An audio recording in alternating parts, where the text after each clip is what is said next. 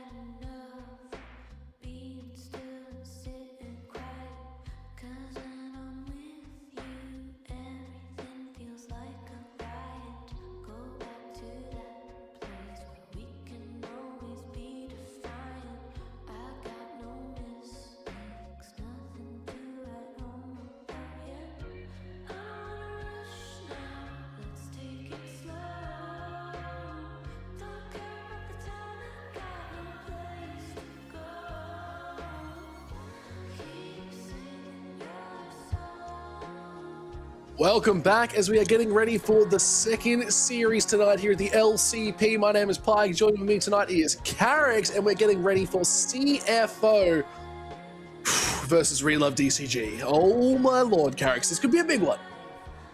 Yeah, I think this is going to be a tone setter for this split. I'm really excited to see how they do. Relove DCG, of course, coming back from the international stage where they've represented us, and I think they did a pretty good job. And CFO wanting to climb their way back in, wanting to head back to Worlds. Look, and that's it. This is the team that wants to make that play, but let's just enjoy Tommy on our screen right now as he gets ready to introduce these players. But we get to talk a little bit over it, which is always a little bit nice. Tommy, always doing such a good job. You know what? Maybe it's my turn to do a good job, but nah, it's okay. Carrick, who do you think this could be the winner of? Like, we've got our predictions coming up in just a second, but are you excited for maybe an upset? Well, the interesting thing is, I think either way, I don't know if it's a huge upset. I think Relove DCG, if we talk about how the split went before playoffs, these teams finished reasonably close to each other. Relove DCG a little bit ahead, and then they had an incredible playoffs run.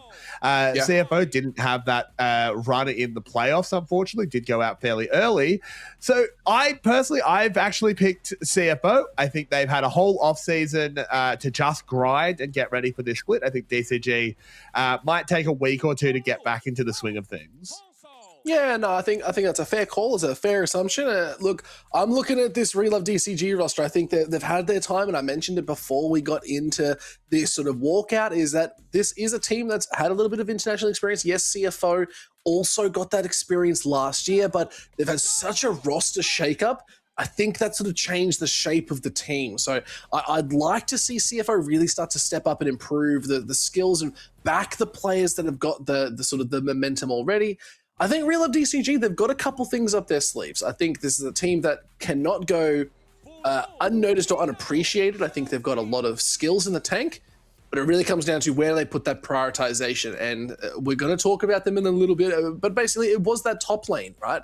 We've talked about Florin being this phenomenal player that is able to run games depending on it and then have the team support him as well. So I'm curious to see what the drafting is going to look like, because we don't really see the huge like meta, at least like the AP carries for this team either. I think they are a little bit more traditional in that sense. So I'm going to be, that's the one thing that I want to talk about.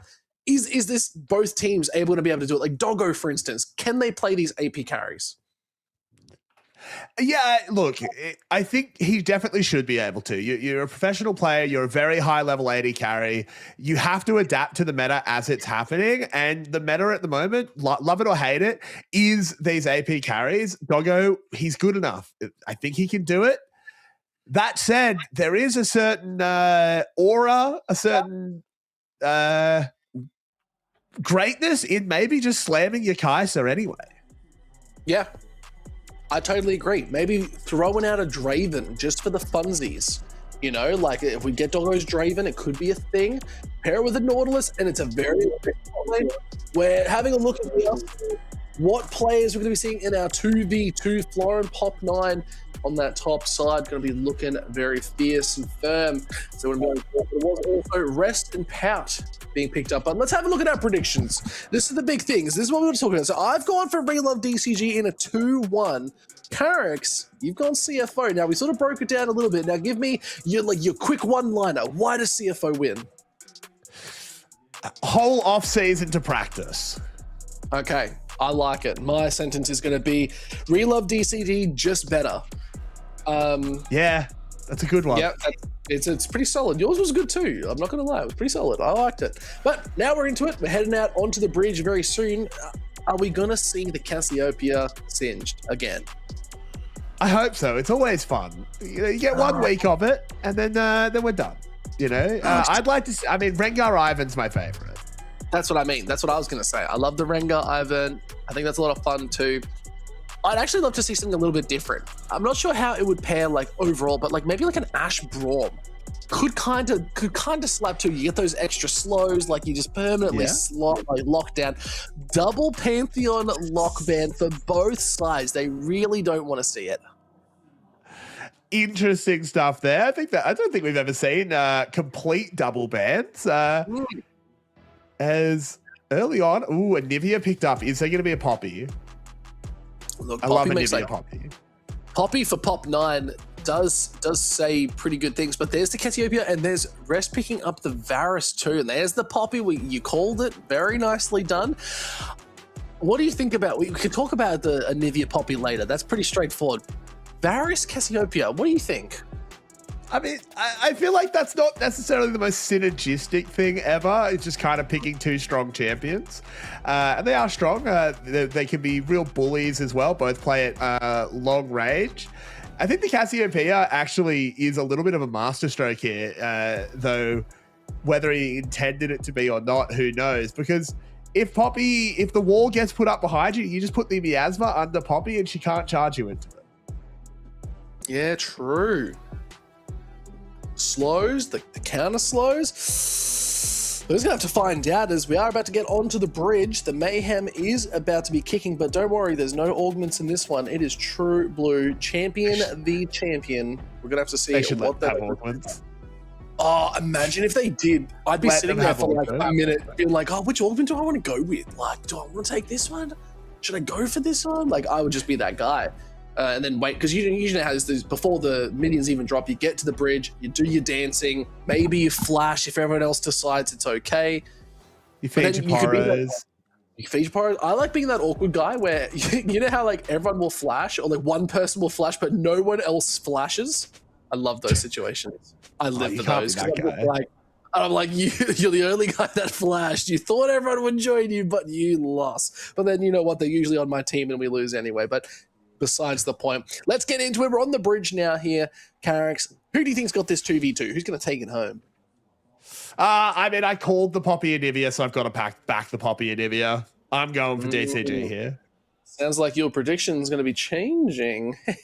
Just a little bit. Look, I just know. I can read the future now, Carrix. I had my time in Paris. Now I'm back. I'm reading tea leaves, and I'm just getting it all done.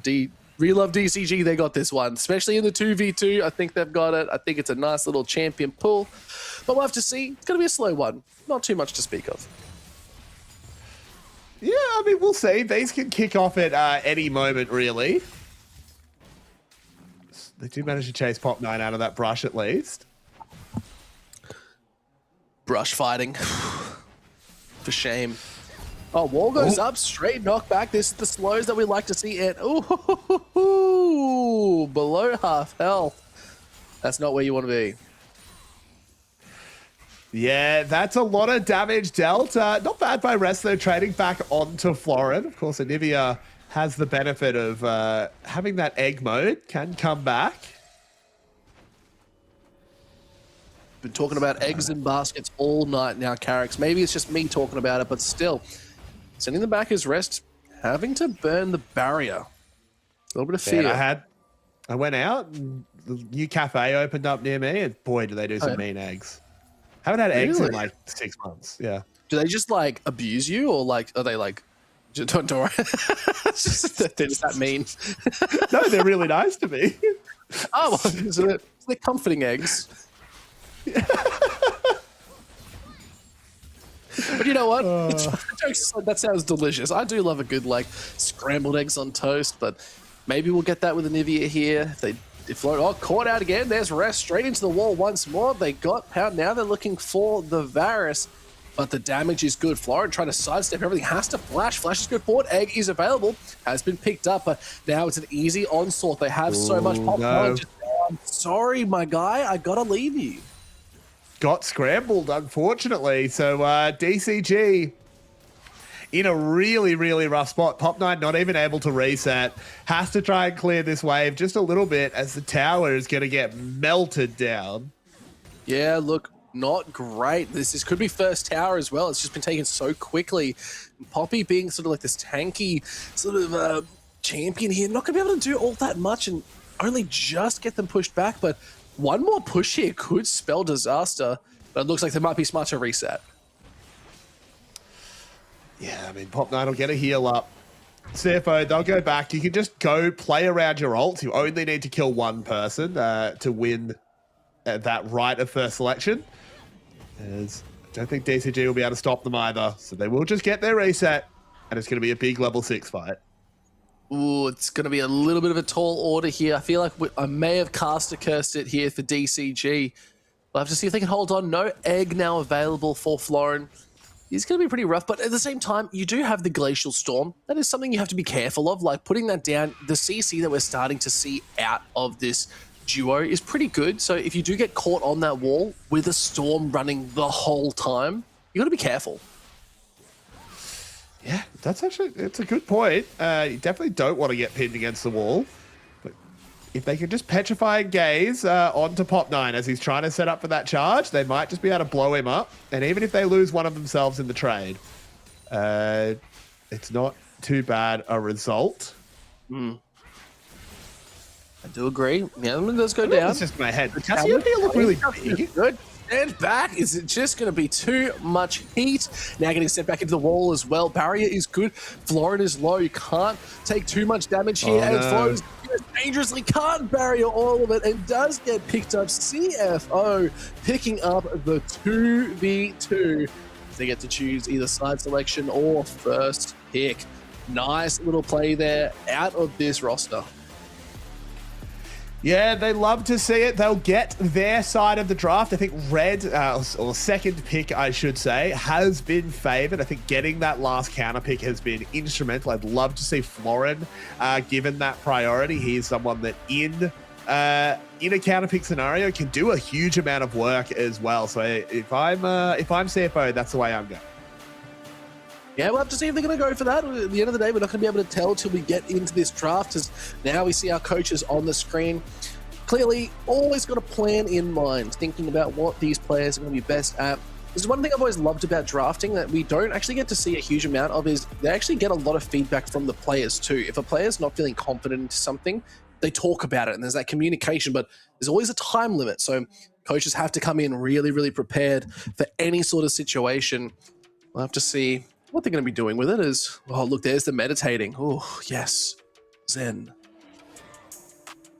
Just getting ready, just lowering the heart rate, just being very chill.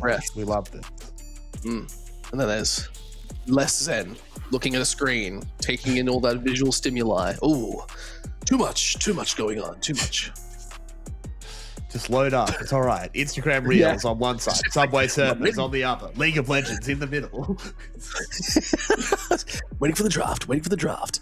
Come on, draft, please. This is me when I'm waiting for my approve button. Just be like, come on, start the game. Come on. Ready? Is there any champions you'd like to see again? Like, we've seen Locke highly prioritized in these games now. Characters, do you want to see it again? Maybe I've had enough of Locke for now. I'm going to go bold. I'd like to see an 80 carry. Oh my god, that's not ethical. I'd like to see I don't know, maybe a Sivir. You're asking too much, Carrix. How dare you in an AP carry meta asking for a Sivir? No, incorrect. I like right clicking. It's fun. It's true. You can right click. There's the lock band. Don't even worry about it. I'm not going to see it in this game. We love DCG's done their homework because they will be blue side. They are actually getting first pick as well. So yeah, it is going to be the red side for CFO and counter pick with the Nocturne Poppy band. Well, the band's looking pretty similar to earlier series. Obviously, Locke was a little bit different. That got through in our first series. But Poppy and Nocturne have been pretty much persona non grata so far. Poppy has risen massively in priority. I really like it. So many champions at the moment are very, very dash reliant. She's so strong in that. Orianna as well removed. Camille and Cassiopeia are the two that if they don't get banned, because I think you have to ban Rumble. So Rumble has to get banned and then one of the two Cs. The other side of that is Doggo is here. So, and Ezreal is not out of the question. So, like, having this open could be massive as the CFO does ban out the Lee Sin. So they're really trying to take Pop9 out of this game. It's 3 jungle bans. So they clearly know that. Relove DCG, play around their jungler. Yeah, and Lee Sin has been so strong. Pop9 in particular has had an incredible Lee Sin. So I like getting that ban out. Also, if you're the team with first pick, maybe you don't care quite so much. You get the stronger, as you see it, at least the stronger side of any trade. Vi will be the last one banned out, leaving up a fair few of the OP. Okay. So DCG can potentially get two or three of their own. Oh, my apologies. So it actually is DCG with the counter pick. It is CFO with first pick. Cool. Okay, J4 being picked up. There was the hover of the Camille, so maybe they're happy to give this one over to Xiaoxi, but Xiaoxi's all about that engage, so I think it's a nice pickup if they do decide to go for it. J4 can be a bit of a disruptor, however, so I wouldn't be surprised with all the jungle bans. Maybe a Nefiri is a good call here for Pop9 too. Picking that up early in the draft could be really nice, but Jace, how could we forget? Yeah, Jace getting through. This is a champion that has been going absolutely crazy. It's been playing in multiple roles as well. It's probably not going to happen here, but we did see over in the LCS in NA actually being played in the bot lane as a specific counter to mages because Jace just eats them. Don't think that's what's happening here. I think this will be going to Florin, but would be a cool one. Yeah, we'll have to see, but now that Cassiopeia has been picked up as well, so that is a nice flex too. Could see it in the mid, could see it in the AD carry role. Camille now being looked at here. Kino is going to get locked in, so I do like this. I think it's a really strong, one of the strongest supports at the moment. The rotating is probably the key thing here. But I'm looking at the mid lane, and Rise is also available. This is another really strong mid laner we could see picked up early. And Rumble, okay, makes sense. Rumble J4 is one of the strongest sort of duos we've seen in the top jungle synergy. So I love this. It does mean, oh, don't worry, just gonna go on a little tangent there, but it's fine. There's the Syndra being locked in. Yeah, I mean, it's an interesting one. Rumble just kind of falling down here, not picked up, which is surprising to me. I think that champion is still pretty crazy. As Shen being locked away, I think you have to pick that here. It will get banned in the second phase if you don't. It's such a natural counter to the Camille support. You just run the Shen support into it. It's kind of the only thing that can handle it. Yeah, I wouldn't be surprised. Yep, there it is. Makes a lot of sense. Because, yeah, you can't really go like a full traditional sort of tank. You need the disrupt and the taunt to be able to do anything into it. So I do like this. I'm curious as to why here in the LCP we're not going for a Ziggs Camille when we are seeing that all over the world. Like, that is probably more staple I'm seeing in other regions where we're going more for like the Syndra. But I guess right now CFO, they are looking for that flex. It's a really nice flex pick. The Syndra could go mid, could go for Doggo in the bot. Yeah, exactly. You don't need to reveal it too early. Don't play all of your cards. DCG are very flexible as well. Cassiopeia could be in 2 lanes. Shen can be in multiple places. Olaf banned away, targeting Rest a little bit here. He, of course, is a player with a huge amount of caliber behind him, so not at all surprised to see some bans thrown at him. Yeah, makes a lot of sense. There's Nefiri. I did call that out as being like the jungler to pick into a J4, so nice to see CFO have done their research, and you know what, maybe it's nice to see that I've done my research. I have to see what else is going to come out in this ban phase, as I do suspect CFO will be looking towards that jungle, trying to really keep Pop9 out, because it's 4 bans to Pop9, which is pretty rough. And there's the Yorick as the final ban. Yeah. Florin trying to get a little bit more priority. And what this tells me is they don't want anyone split pushing into Florin. Florin wants to be a part of these team fights and join as soon as possible with that extra damage, and the shock blast makes sense. So I really like the prioritization here from DCG. Yeah, it makes total sense. If we get a ban out, another jungler, will there be a 5th jungler removed? A 6th, I suppose, which Java already picked up. You won't. Sorry. I mean, it makes sense to do it. No, they take away Hongshu's Akali, and that does make sense. I don't mind it. I don't mind the Akali. I would have liked to see another jungler just for the meme. But yep, Xin is still very much available. Really strong jungler. Pop9 is one of Pop9's best junglers to date. So I'm not sure. Maybe they're trying to force this onto him. Maybe they're saying this is the only real jungler left and relevant. So I still really like this. And Zed, do it. Do it. Do it. I want you to do it. Pick the Zed. Pick the Zed. Play Zed. Do it. You know you want to do it. You can do it. Just press confirm. Do it.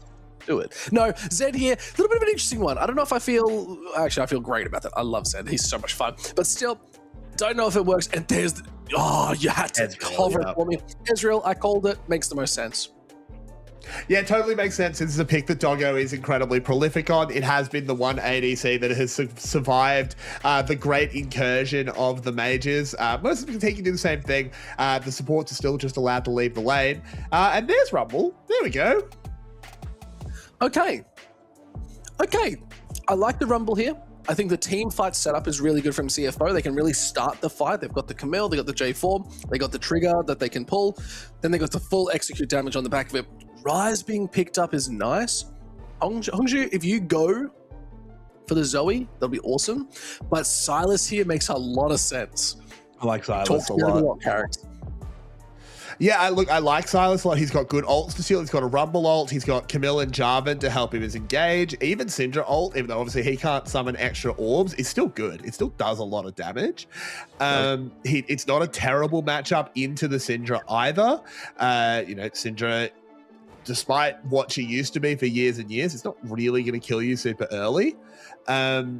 I like this. This is a really good composition here from DCG. I think you've got a lot of poke damage with Jace. If you land that poke, you just pull the trigger and immediately Pop 9, Hongshu, Xiaoxi go in, and they should kill whoever they're hitting. I like it, Carrix. It's looking very good. You can even see they're trying to get that little bit of support saying, guys, you got this. Do not stress about it. But now we're going to see if it's going to be enough for these two teams to really show up in the first game here. Who will pick up the first one of the series? Remember, it's a best of 3, but every team is looking for that pinnacle win. It's all about climbing up that Swiss stage ladder and really trying to confirm your spot, as all these teams are really, really wanting to make that world's run. Remember, it's a short split here, Carrick, so the games here are so important every night. Yeah, exactly. Every game counts. We've only got 5 weeks of this split. We are in that Swiss stage. We'll actually find out what the matchups are going to be just after this series, so don't go anywhere. There are bangers to be had. We'll have to find out, of course, where these teams lock themselves in. Will it be the 1-0 bracket or the 0-1 bracket? Choices. There, Carrick. That's the best part. Choices. For every team, it all comes down to performance and how dominating you are. But we are in the first game. We are on the map. We're in the Rift. Summoner's Rift has been calling my name, and we are ready and fighting as we're going to see some skins coming up. But Vision being cleared out. Kino doing a good job. Early sweeper, but not looking for that early fight towards that top side. They have decided to go for a bit more traditional and staying bot and just look to get some priority potentially in this bot side. Yeah, just making sure there's a bit of wards going on the top side. Xiaoxi walked up there with him, just helping out his Jace. It makes sense, as early on, an exhaust has already been used, and a flash. Flash, Kino, obviously not going to have that for the next 5 minutes. It's going to be a little bit disastrous, but this is Doggo's Ezreal. Can we just pause for a second and talk about this? This is one of his staples. It really is. He has been fantastic on this. Sort of locking in with things like his Draven as his signature picks. And with the strength of it as well, look at that, just over the wall, landing the poke. Doesn't quite land that last one, but still just dominating this lane early with Kano.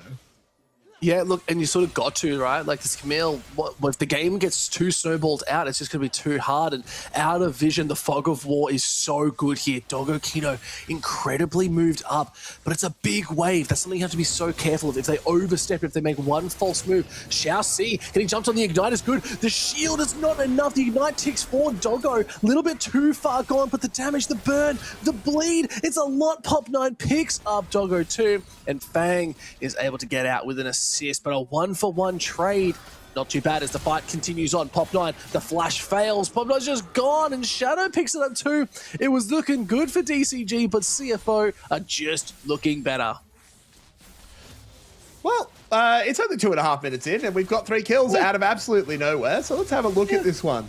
Because CFO do sort of play into the hands of the early gank. Pop 9 just gets here so fast. And I think this is a 1-for-1 you'd happily take. You kill Doggo. Okay, you lost your support, but that's fine. Unfortunately, Shadow can just also be here. And I mean, the thing about this Camille support is that early on, she doesn't do support damage. She does top laner damage. What about Shen? Does Shen do top laner damage? Shen don't do damage. Well, Shen does damage. Shen does damage if he drags the sword through you. If he can drag the sword through you, he kills you. But he wasn't able to do that there. Yeah, Shen doesn't do damage. That was just too good. Just the flyaway comment. Sorry, that was way too funny. But as we are starting to see some good rotations out, Hongxue, do a good job. Just try to hold this lane together. Obviously going to go down a little bit in farm. It is a Syndra in the mid lane. The range versus melee matchup is always going to be so difficult, but it's the level 6 power spike we've talked about. So let's just come back to mid when we hit that power spike and we'll see what happens, because we see this, doesn't matter. Yeah, no, it really doesn't. I think the only thing you'd track in mid is how many little combos Pout is landing. If he can, pull some shards out of Hongxue early, that is nice, but it's not going to be make or break. He'll still hit his transformations at appropriate time. But Florin is shoving Rest in hard. Had Xiaoxi here to cover as well. Shadow isn't up there, but if he was, the punish wouldn't even really be available. Yeah, I like this actually. Xiaoxi's saying, look, I want to take this fight, and getting the vision into the actual river is probably not great because Rest might overstep here. Xiaoxi does have Flash Ignite, does have the Taunt available too, so this could be the fight as the slight overstep there. Oh, fingers too clean. Wait, Pop Dun's down bot side. Kino has to be careful. Yeah, but it's just a 2v2. Yeah, it's not too bad. Gogo takes those odds and he likes them, so they do back out. Nice little picks there. Yeah, just sort of helping Feng push the wave in a little bit, trying to set up for his own reset. So not too bad by Pop9, good awareness. But despite the early kerfuffle in bot lane, I think we are going to settle into a little bit of a holding pattern in which we're just going to try and get towards level 6s, get towards some scaling. Well, this is not like the LCP I remember. What happened to us, Carricks? That's the big difference. When did we stop getting so bloodthirsty? I don't know. It used to be us, and now it's just farming. Now it's mages in the bot lane, but it's still incredible team fights, and I'm sure we're working towards those very, very quickly. Pike, CFO will get themselves that first dragon. No real answer from DCG. Look, I love that. That's good proactivity out of CFO. This is the first dragon we've seen almost at spawn. It's been looked at. So good to see CFO not losing out on any of that tempo. They've got the 1k gold lead. They got those nice little kills. It's a 2-to-1 kill right now. So I like this. This is the CFO I remember of old. I think they're maybe just a little bit more reserved as they could be looking for something. Fang has to be careful. Flash and exhaust is available, but look at in the jungler. Handling something, flag and drag is good, and it's just Xiaoxi. I'm sorry, I think you're just gone.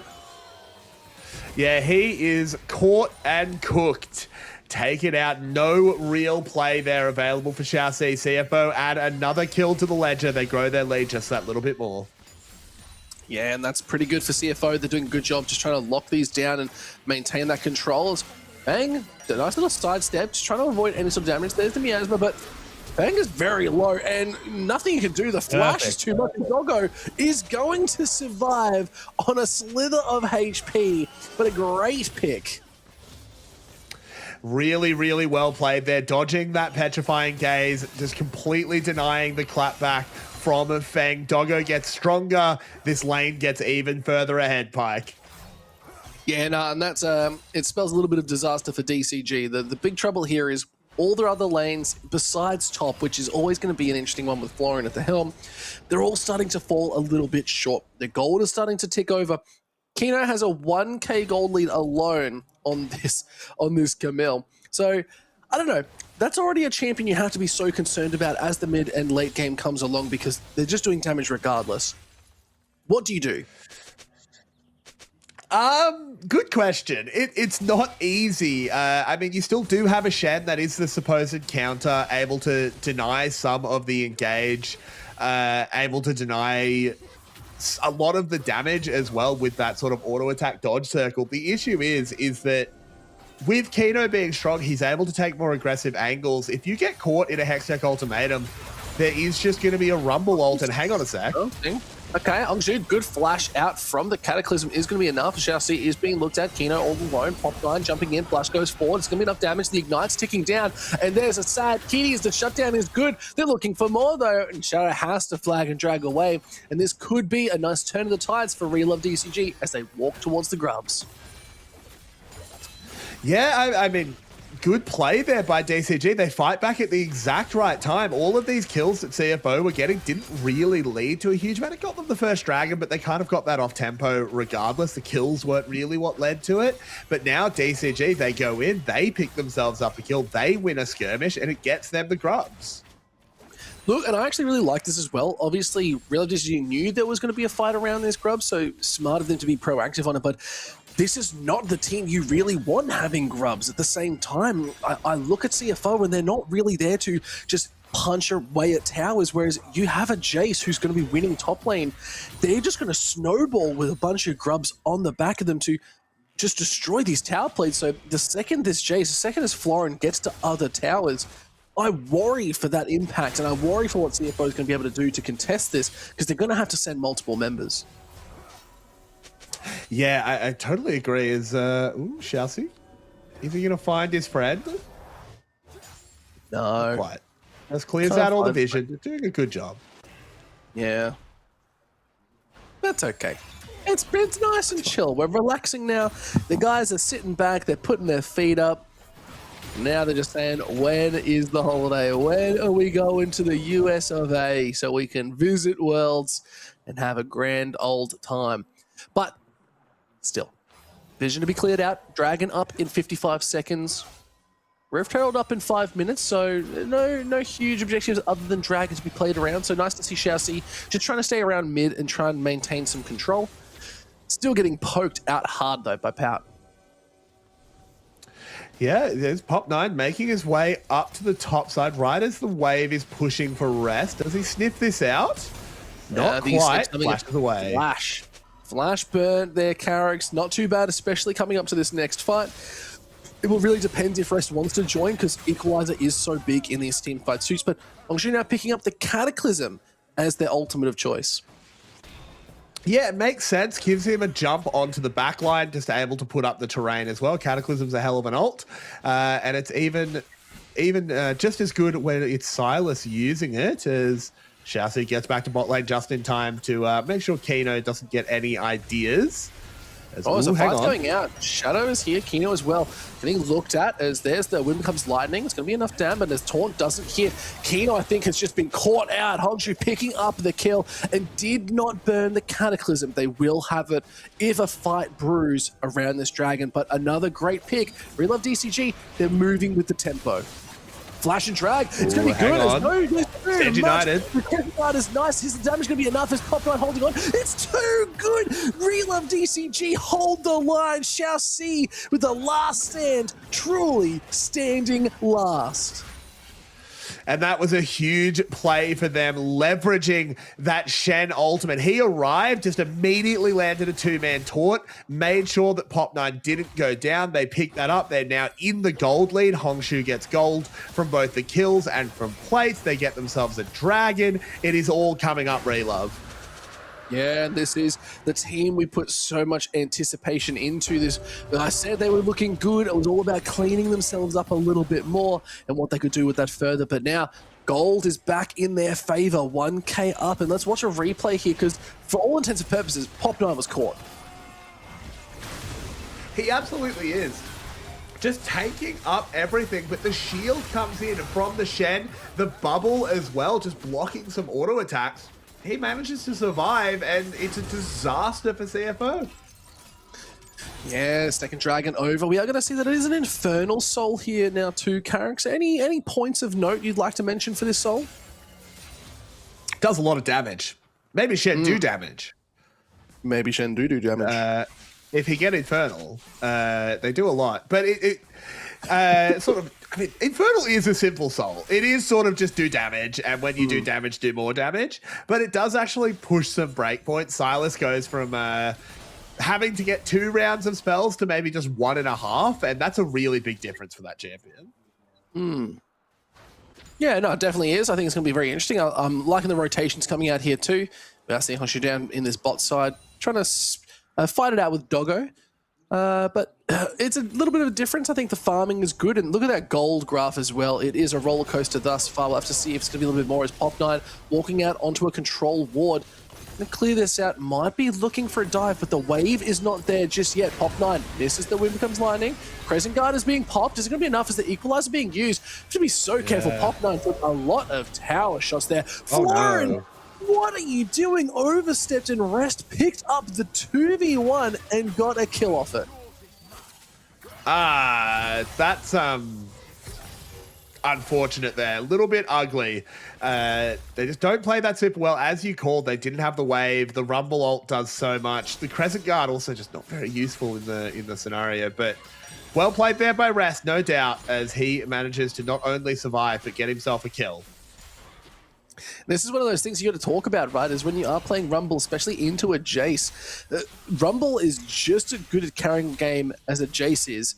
So it's going to be very, very hard, I think, for Florin. Yes, they're up in farm, and it is a solid lead, but is it enough to stay somewhat relevant as they head towards this mid game? Because if you land that wind becomes lightning, it could have been a different story. Yeah, that is very true. I suppose it was pretty close, but Florin just kind of got sold at the end there. Nothing that could be done as soon as they had to split. Rumble does a lot of damage. And unfortunately, this does put the Jace in a rough position. He was really winning that lane. You can see he's 18 CS up, but with the kill going over, it catches Rest up. And I think the Jace is a really important part of this DCG composition. Yeah, it definitely is. It's all about sort of getting that early poke off and then trying to pull the trigger or be able to counteract that trigger and sort of get that little bit of speed away. But vision being secured as Rift Herald is being started up here. Shelly being looked at by Real of DCG. Let's to see if Shadow's going to be there to counteract as clearing out the vision. Sweeper is in effect and might be forcing them back because, yes, they got the early aggression to it, but a TP now being used, getting that nice flick down. Doggo's here. Silas is actually looking for the TP up there as well. The flank is good, but here goes Riptail. It's looking low. 3k health, looking to turn this around. Shadow's caught. Crescent Guard is nice. That's a good equalizer on the 3 members, but look at the back. Just absolutely melts through Doggo. There's nothing to do as they do pick up the Riptail. DCG locks it down. Pap being looked at as well. Jumped on his way. It's got to be enough damage. Look at how low the CFO roster is, but look at Real of DCG. Florin now flying through the air like a god. And there's the Shelly locking people up. The knockups were too good. Pick up the kills. They get the ace riding on the back of Shelly like a wind on an eagle with wind. That wasn't a call. I don't blame you for losing it a little bit. That was an incredibly crazy fight. DCG come out on top, but there was maybe 500 collective health left on Summoner's Rift at the end of this one. I'm so excited for the replay. Let's have a look at this one. CFO are a little bit late to contest. With the Herald going down as it goes down in a moment. But the damage is enormous. Hongshu comes in, lands an incredible stolen Rumble ult on top of an even better Petrifying Gaze from Hongsu. But have a look at this. Pop9, he summons up the Herald. Feng notices, oh no, I can't get back into the fight after he's chunked out by Kano. And then he just does the Mario Kart burnout here. He does about 3 little spins. Bang! Comes around again. Boom! Does it just over and over. Just throwing the turtle shells everywhere. What an insane fight. And now gold is still looking good, but okay. Oh, nice fancy feat there. Pop9 able to move away, getting out of the Cataclysm 2. Shadow wants to get back into it. A lot of damage still on there. It's, just too much. The healing's good, but Doggo was there for the cleanup as the shutdown is even better. Scatter is enough. Florin picked up 11 kills to 10. This is the LCP I remember because it's only 18 minutes into this game, Carracks, and we're at 21 kills. Yeah, and we might be about to be at 22 as Rest is under fire. Oh, no, it's not enough as the fire is being returned back. Kino is here. Sidestep has to be good. Drew has to be very careful. Hextech Ultimatum has been stolen, has been used as well. Let's see if they can get out of dodge, but they use it to avoid some damage. Pout did get a little bit more off as they pick up 2 more. The game gets bloodier and bloodier, Carricks. All right, fellas, everyone just head mid. Clearly you just want to fight. Let's just go. Yep. One big 5v5. Let's just decide it all. I would love it. As CFO, you can look at the gold graph. It's a roller coaster. They're back in the lead. But let's have a look at this top lane play. It starts out immediately very silly. Everyone's sort of not able to make contact, getting denied. We think, they might just walk away, but Shadow decides absolutely not. We're continuing this fight. Even though he does pay with his life, Florin able to do well there, but Doggo's damage just completely decided it. We see Back in to live, though. More damage going out. Pop 9 being sent through with the scatter. They are trying to take out this tier 1.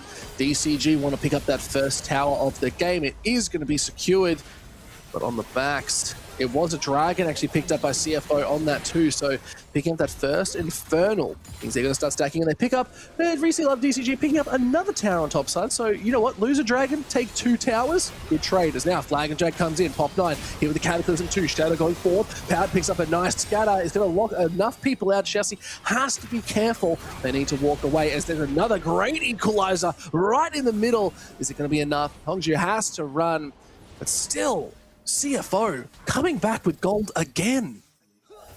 Oh, well, it's been a quiet game. It's only, 300 gold between these teams. Clearly, not much has been happening. Let me just take a look at let me take a big sip of water before looking at the kill score. This has been one team win a fight, the other team comes back. Been very, very swingy so far, and it has ended up in pretty much the only really notable lead is Doggo over Fang. Doggo has that 1.5k gold lead. That is a bit of a scary one, but this is a Cassiopeia. She'll be fine. Yeah, that's exactly right. But Ezreal, notably good in the late game, as you can just smack out as much damage as possible, especially with 2 items already picked up. The Triforce confirmed, Manamune as well, slowly stacking away. We'll have to see if it's going to get fully fixed up. But now the big question is, what do you lock in as your 3rd item? Usually, it's a Shojin's, but we have seen a couple of other items being locked in too, so we'll have to see where Doggo's planning to go with this.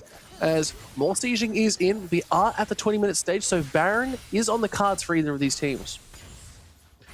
Yeah, but with the pace of this game, I don't think Baron is an objective to take. It's an objective to force fights around, as True Shot Barrage doesn't quite land, but Doggo is still looking to up his damage stat, doing well at it as well, chunking about a third of Feng's health away. And CFO, they're fully in the driver's seat at the moment. As I said, the gold lead is not huge, but oh, hang on. Yeah, Flag and Drag just didn't hit. It was just out of range, so nice work. Okay, these are the damage we need Florin to be able to do, but I think they're just going to concede this top tier 1 and give it over to CFO. Well, Pout able to just keep clicking this tower down. Florin should be able to clear out the last few minions. The tower will survive for now. And DCG, do reinforce this side of the map. They're getting vision up. They're making sure there's no sneaky barons, no crazy plays out of CFO as we get just a moment, Pike, to catch our breath. Yeah, no, definitely need that. Definitely need that. These guys are just looking for so much heat. Barrage does go down, maybe trying to catch Hongshu, but no, not going to land. That's okay. Just another cooldown to keep an eye on, but basically all summoners are up. The only 2 that I can really see that aren't available is Pop 9 and Hongshu's flashes. Everything else is ready to go. So we'll have to see as Dragon up in a minute and a half. I feel like this is where the next big fight will be, and fantastic vision out of CFO deep into the jungle, but does get caught, as you can see it with that vision. But Hongshu has been impressive so far. I've been loving the stolen Rumble ults. Doesn't land that abduct. Even as Florin arrives, Rest will just be able to back off to his tower. Yeah, maybe looking for a slight little trade here. If they want to go for this tier 1 down bot side, get that control over the jungle, So this is really nice, but top side already been picked up out there. Very happy with this. It sort of does tell the tale is, do you maybe just look at the Baron potentially? But maybe not. No, don't do it. Not quite. Not quite. There's Chelsea just getting some vision. We'll clear out some of CFO's as well. CFO has now slowly built it up to, well, I was going to say 1,000 gold, but it just dropped down a little bit. They do still have 2 outer towers that they can pressure as well. So there's a bit of standing gold for the Flying Oysters. And when you're flying, if they're standing, it should be really easy to go get. Yeah, I've heard that if you are flying and standing, it's not great. Usually they call that falling. Ah, I do that a lot. Falling or flying? Yeah, or standing. Mostly, well, no, the falling part. Yeah, a bit of both. Falling. That's good. You probably shouldn't be falling. Florent chunked out a little bit, but he's okay. Now they're trying to fight hang over on, this teleport. grab Pop 9. A little bit too far as Crazy Guard is being used. When it becomes lighting, it's going to be enough damage as Pop 9 is just getting blasted forward. Hextech Ultimatum, there's the Cataclysm 2 onto the back. Shadow picks up the kill. Double Equalizer is nice, but here's Hongshu. The damage is good. Back on the backside is getting hit with a lot of damage. Going golden goes Hongshu to see if they can get out of dodge, but they don't. Doggo lands the kill. Florent has to be careful. Just getting caught out. It is just Relove DCG. They're just too low. Oh my lord, the balls are going wide, and it is CFO with a nice ace. They just pick everything up. Doggo went crazy in this fight. They'll get themselves up to Soul Point and Infernal added to the tally, and CFO have maybe broken the back of DCG in this game. Look, game's not over till the Nexus is taken. That is the big decider. But yes, Soul Point is now on the cards for CFO. 1 more dragon, and especially 3 Infernal Dragons, means the damage will just be so good. 9% extra damage across everything does not spell well. But I feel like Pop 9 just a little bit overstepped. Yes, knows the last stand is going to be good coming out of Shasty, but it just wasn't there fast enough. Yeah, but the real one to watch is as Hongshu goes over, there's a stun that lands on all of DCG. It's Pout that lands. Look at that. Just hits 2. Florent and Chelsea completely denied from the back half of the fight. Pout went massive there. Really impressed. Doggo, look, there's a lot to talk about. Doggo did some incredible stuff, but I really wanted to put the focus onto Pout. That scat of the week potentially won them the whole fight. No, I definitely agree. I think it was very, very empowering, especially look at the damage too. This is why you do not give Doggo that Ezreal. I said it at the start. It's just not what you should be giving him. Giving him a traditional champion that has shown such priority and damage in not only the greater regions, but in international play too. You're going to be so careful. Shouty, great little sidestep. Cataclysm is being used. The flash over the walls. The TP is now being burnt. We'll have to see if Race wants to join this fight. Equalizer is available, so in the corridor it is going to land. We'll have to see if they're going to go for a little bit more. Pop 9 has to use the Crescent Guard. Rip comes lightning, flash over the wall, but it's not going to be enough as they're trying to sidestep it out. A little bit of damage. Kino doesn't get hit with the Petrifying Gaze, but DCG, they're holding on. The line is good. They do not get any kills on either side. Yeah, they managed to play the line of scrimmage really well there. They take a lot of damage, but they don't lose any lives. That's mission critical. Florent as well, still alive. They're able to clear out this mid wave, just be a presence here to make sure that Doggo doesn't just knock the tower down. He might do so anyway because of the Crystal of Growth. Yeah, he will. A little bit unlucky there for DCG, but CFO now 3k gold ahead. They're looking very strong.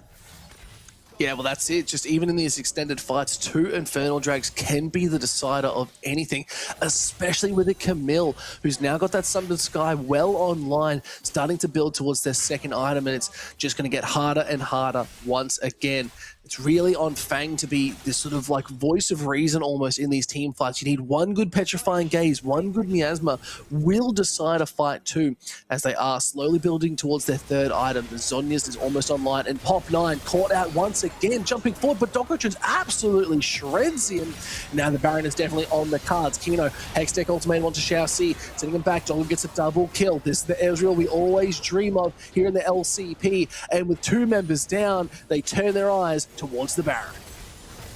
Yeah, exactly. They get Pop 9, they get Xiao Si. The Baron looks free. Doggo is back in fine form. And this is exactly what I wanted to see from CFO. Coming together, finally getting this new roster completely plugged in. The team fight synergy is there. The mechanics are there. And they've got themselves a big lead. Let's have a look at this fight, how it played out.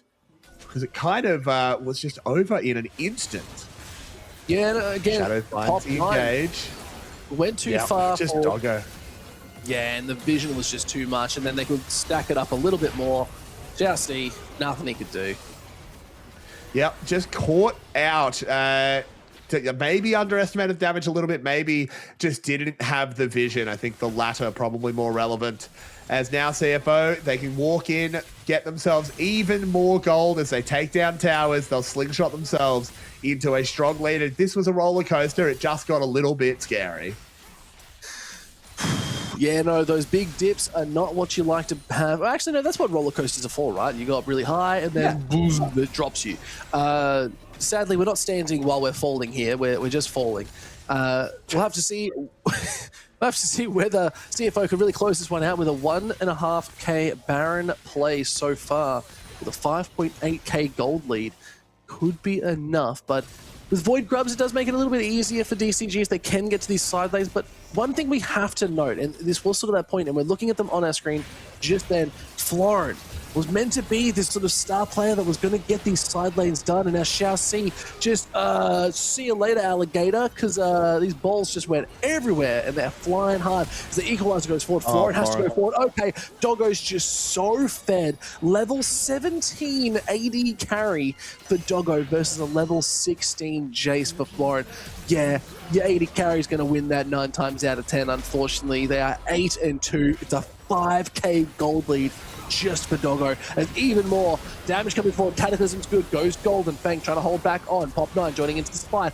How it does try to scatter the weak, but it's not going to be enough. Miasma is good. It forces them back just a little bit longer, but it is still 2 members dead.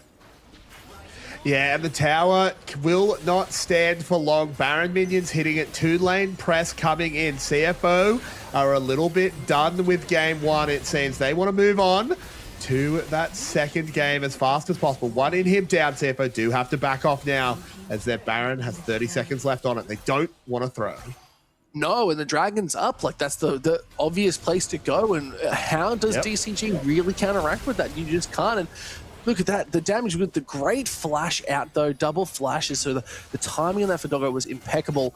But what can you really do? As might be looking for a steal. No, it's just gone. Dragon secured. Infernal Soul now being picked up for CFO. It's a 9.6k gold lead. Make that 8.6 because they did just pick up Rest with a huge bounty. Yeah, look, that's a good kill to get back, but it is only a bit of a consolation prize as you gave up Infernal Soul. It's better than not getting a kill for sure, but I don't know if it changes the fortunes of DCG. Look, only time will tell. It's the final push here from CFO. 8k gold. Items are really online, especially Shadow with this Guardian Angel. It's up and ready. Same with Pop9, but there's just a little bit more. The execution is calling as well for Shadow. Just means his anti-heal is going to be nice. It's going to help out in these team fights. That is almost a full build Doggo. They are 1 item away. They have a control ward, but look at that. They've got the grudge. Oh my lord, I wouldn't want to verse that. Yeah, me neither. That is something I would never ever like to see on the enemy team. I'd love to have it on my team though. Yeah. As another tower will fall, Doggo, even more gold. As yeah, that's a scary dog. That's like a Rottweiler.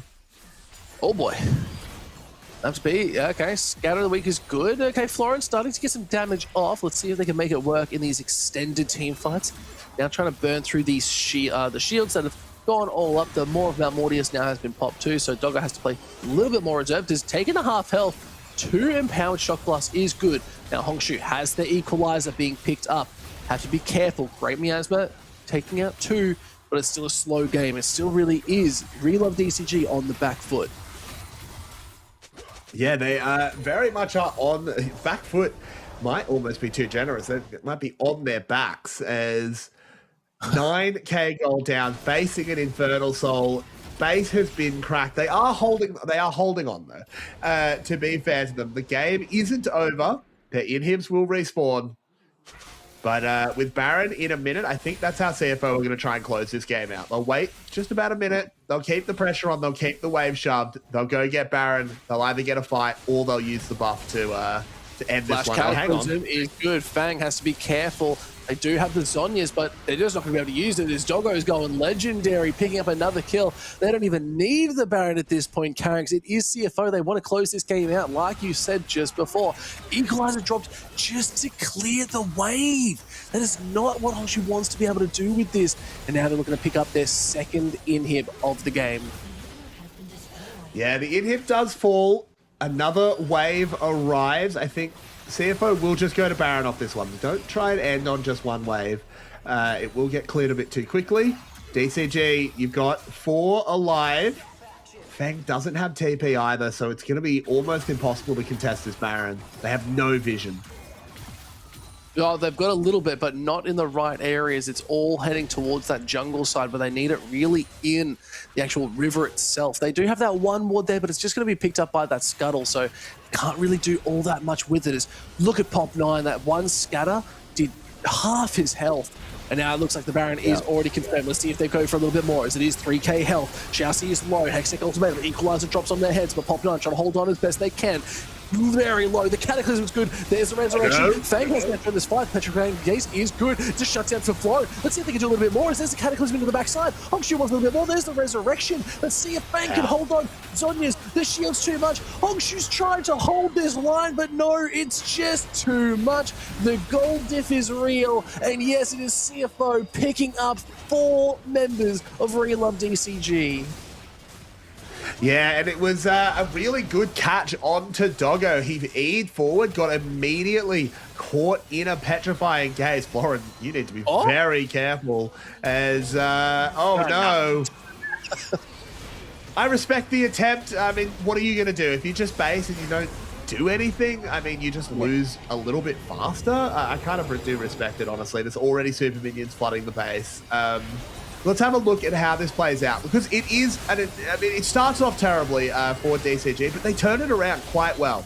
They manage to make sure no one goes down early. Hongshu is zoning at the back, and they catch Doggo. Most importantly, Doggo just can't do anything in this fight, but it's Pout that takes over, hits that massive combo onto Feng. He has to go gold, and this whole time that Hongshu is fighting, there's no Cassiopeia layering damage over the top. So it's Pout that saves it, able to get it, but here we go. For more. Equalizer being dropped down. Cataclysm is good. Shadow just does so much. The barrage from downtown is going to land, but it's not going to secure the kill. Double kill heading over for Rest, and it is CFO absolutely confidently taking game 1 here against Relove DCG, and this is the CFO of old we've been waiting for. Well, there we go. It is a win for CFO. Just one game, of course. They've still got to lock in a second one for the series, but they looked very, very scary. Look, Relove DCG, they had some moments. They were looking fairly good in that early game. They were picking up some kills, got some proactive plays, but it was just CFO. I do agree. They just looked like the better team in this game. Like, they had the control. But do not give Doggo his best picks. That's it. That's all. Giving Doggo Ezreal is dangerous. Like, I'm not sure what the thought priority was there, but that's fine. Now we've learned from it. Relove DCG said, okay, maybe we won't do that again. We'll have to see, but now it is Fearless. Ezreal is out of the game. I feel like the hard part here is, yes, we saw Pop 9 on the Xin, had some good moments. I just think Shadow played a little bit better and was just around the map a little bit more. I think with the Equalizer from the Rumble, you're going to have a lot of backup from Power. Like, I think the synergy out of CFO was just a little bit more on point than we were seeing from Relove DCG. Yeah, I do agree. I think that's the kind of game that I want to see out of CFO. Even if Doggo doesn't have such a lights out performance, I think they still win that game. Obviously, it helps while he's just having a man of the match performance. But going forward in the split, it's synergy. It's all of the players being on the same page most of the time. There's going to be a few highlights here, particularly from the early game, that might disagree with me. But once they stabilized in the mid-game, they were acting as a well-oiled machine. They knew where they needed to be. That was a lovely petrifying case, though. So good. No, this was actually probably one of the most kerfuffle fights we've seen, because the Rift Herald Tokyo drifting around was so good from Fang. Like, you love to see that they're able to do some unique things and stay alive just a little bit longer. But picking up kills while in that, trying to get disruptions in the fight, unheard of. Yeah, I mean, looking at all of these fights, it was constant action. This was an LCP series, tried and true. I mean, this highlights package, I guess they have to be very, very selective with what highlights they are, or else we'd be here for the next 25 minutes, basically just watching the whole game back again. Someone else I do want to shout out, actually, we didn't really get a chance because it was so high octane. I think Keno actually had a really good game on the Camille. Was constantly finding angles of engage, really happy with how he played. No, I totally agree. I think Keno, a little bit sleeper OP. The Camille we've always seen as such an aggressive pick, loves to get the job done and work really hard. I think it was so hard when everyone on your team is performing so well. How do you stand out? That's the real question. So I think we need to see a little bit more action coming out of Relove DCG to be able to contest this a little bit more. I'd love to see them play a little bit more of that traditional. I think don't worry about the mages in the bot lane. Like, Doggo clearly isn't too phased by it, so maybe we need to start thinking, how do we start preparing ourselves for that? I think that's the big question. So Relove DCG, we know they've got the hands. We've seen them time and time again come back from deficits. I think this is just almost the curse of the team. At the start of every split, Relove DCG don't do well. Maybe they're having a hard time against certain opponents, but they really struggle. And then when you get towards the end, it's a lot better. The downside to that, though, Carrix, every series matters here. In a Swiss stage bracket, you need to be winning early to secure the upper side. So, this doesn't play well for Relove DCG. That's the big thing. Yeah, look, I think DCG can come back. This is why we play best of threes. And they did have, they went international. CFO, I said that they had the whole off-season just to level up for this split. DCG, of course, have had their travel. They've just gotten back. So hopefully they can come back in game 2 and we can finally have a series that goes all the way. Well, that's it. We'll have to wait and see. As I did predict, it was going to be a 2-1 heading out for Relove DCG. We're going to have to stick around and see if they can do it. We'll be right back.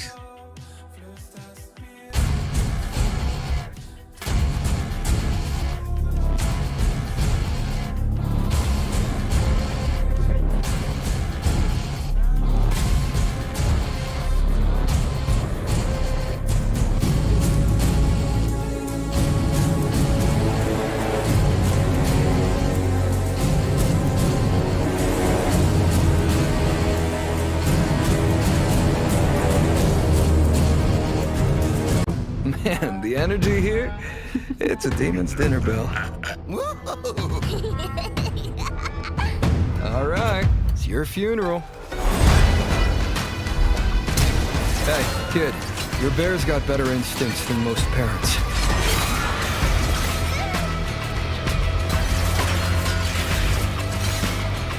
Say your prayers. It's me, the consequence of your actions.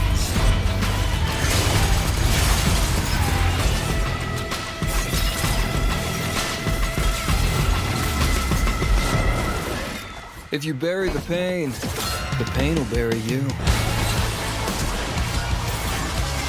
This is salvation.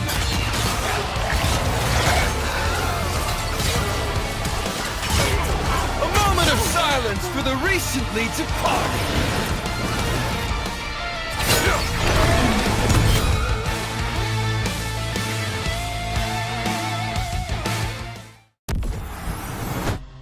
Split 3 introduces the most impactful format change of the season, the Swiss stage, where seeding and championship points can make or break a team's year.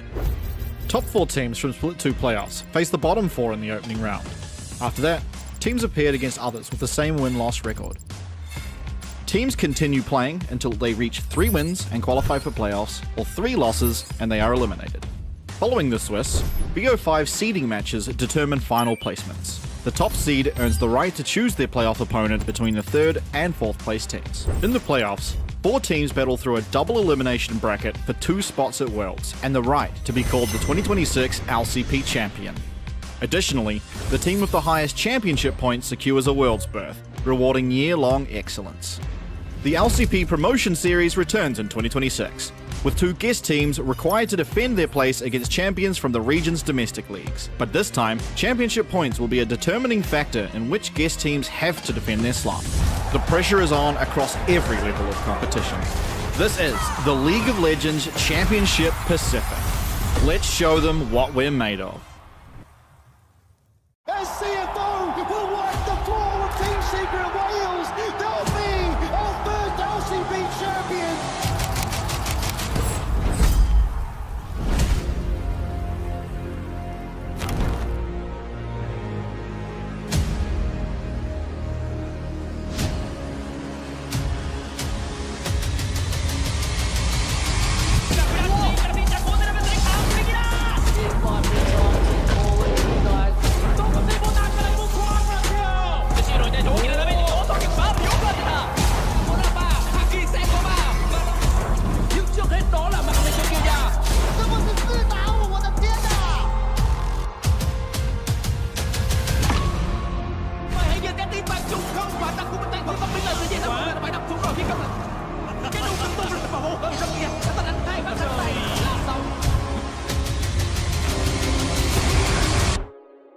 Thì tụi em sẽ tới đó và chứng minh.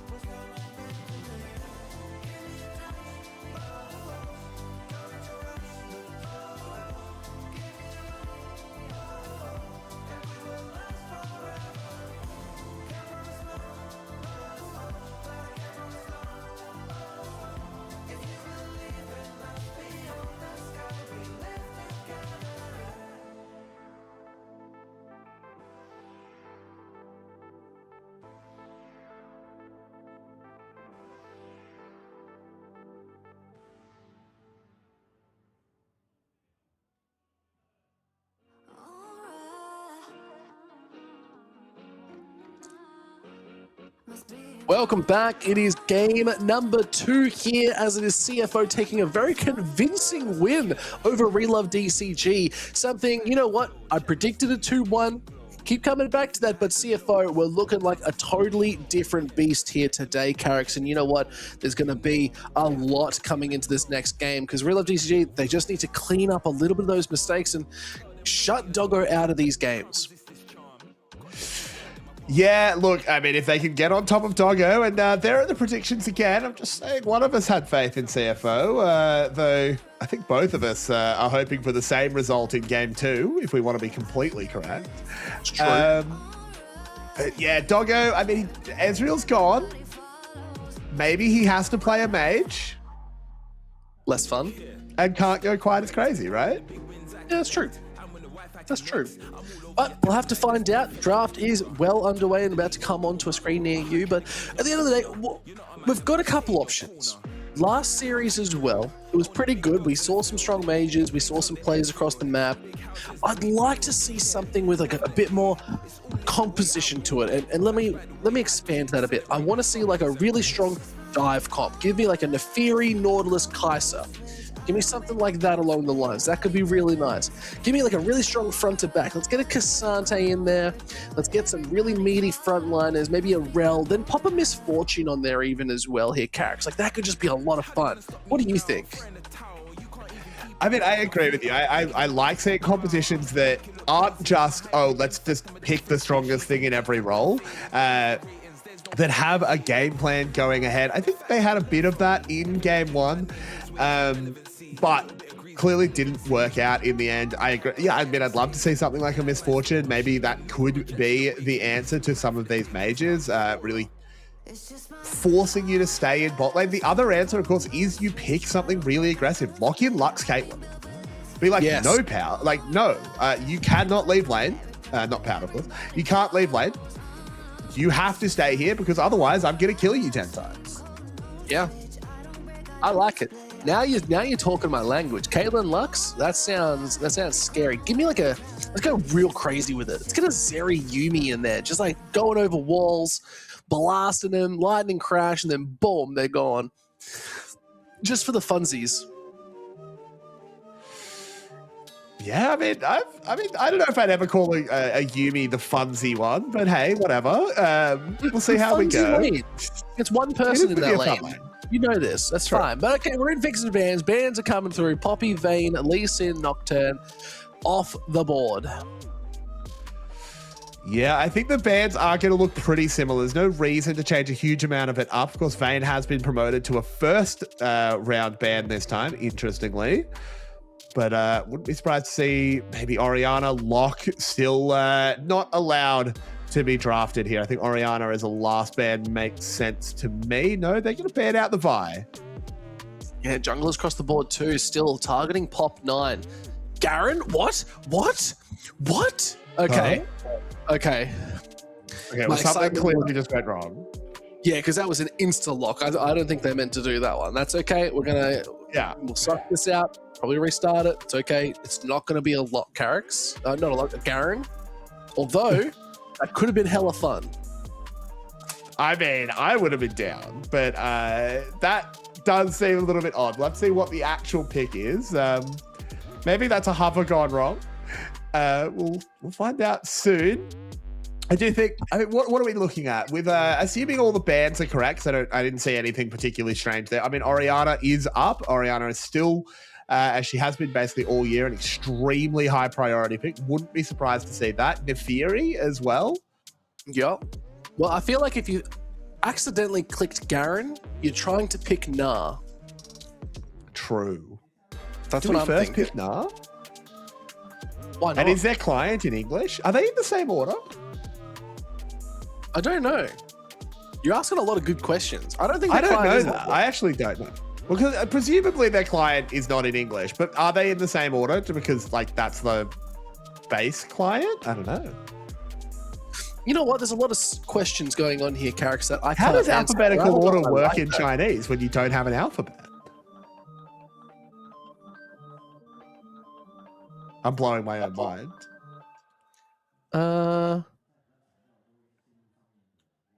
You know It's what? characters. Like they're not in order. We might need to ask someone. We need to get confirmation. You know what? Let's go to Taiwan and find out. Let's just go straight to the stadium. Let's just watch them draft and see what it looks like. I would assume that the game is probably coded to have them in alphabetical order according to Riot Games because it's an English company. Yeah. But it would still have characters that they would be reading. But I feel like they're in that order. Interesting. Okay, so apparently, I'm googling it because now I'm just like I'm entertained. It's their name in the pinyin, which is like Chinese written in our alphabet.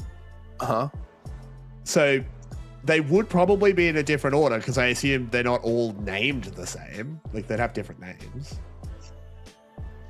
You need to just calm down, Carrick. Your tone of voice is making me angry. I have never, ever in my entire life thought about this until now. I've been learning Chinese recently, so like I'm into it. Could you play the game in Chinese? God. Well, I mean, I could play the game because I can look at the pictures. I don't know. Maybe. I think I'd struggle to log in. But if I got past that step, I think I could play. Couldn't type. He's like, oh, I don't know what I'm typing here. You know what? We need to learn. I don't know how I type. Yeah. Let's figure out how to write our names and passwords in Mandarin, and we'll go and we'll do it. I'm in. Let's go. The LCP caster super servo arc. Yep. Next week. I'll see you there, brother. We'll get going. Straight yeah, up. We're going straight there. Next cast from Beijing or from Taipei, either or. We're not even casting the games. We're just there playing games. I'm filling in for Doggo. No, he's pretty good in the game. We won't worry about that. But we're waiting for a little bit of information, even just to find out what happened. I think it was just a misclick, and we're going to have to see what any sort of rulings or whatnot is going to be coming out on this. But is there anything you'd like to see again here, Carrick? I think for me, I really just, I'll keep harping on about it. I want to see more traditional AD carries. I want to see Doggo's Draven. Yeah, I do think it should be traditional ADCs is my wish. Oh, here we go. Let's see what the pick actually is, because there's no Garen locked in, so presumably he's been allowed to roll that back. Okay. That's good. Because sometimes they're not. If it's just a misclick, right? You know what? It makes sense that Garen and Orianna look incredibly the same. I can get that mixed up 9 times out of 10 every day. Yeah, there's the Orianna. Okay, so that's what the intended pick was, and I think that makes sense. Orianna comes in. Great pick. Great Hongshu as well. There's the Nah. You know what? I did call it, but that's okay. It's on the other side. Nah, there's the Neferi. You called it. Well done, us. We're thinking ahead, and I really like this. There's the Wukong. Really great pick into it too. We saw it successfully in the last series as well. I think Pop9 on the Wukong, getting it early so they're not going to ban out all of these junglers again is really nice. Yeah, exactly. Just snapping up that Neferi early. I think the answer of the Wukong is really nice. I actually kind of like how Wukong matches up into Neferi. She can't dodge the whole ult. She will still get knocked up. So yeah, just give that one over to Pop9. It's obviously also a fantastic ball delivery system. So far looking good as there he is. Ziggs. Being hovered, really nice pick. I do like this AP carry that can come into the lane. I think you can pair it with a couple other really good sort of supports as well. Notably, Nautilus could be a pick up here if you do decide to go for it. Rel was one of those other ones too. What else would you like to pair with a Ziggs? I like things that can roam. So Nautilus, as you said, works a lot. Some engage, just anything that can really lead. The Camille's obviously already gone. Maybe Rakan isn't too bad. Just walk away from the lane. I mean, Blitzcrank would be fun. It's Shousey as well. So Blitzcrank could come in as Pout will go towards Akali.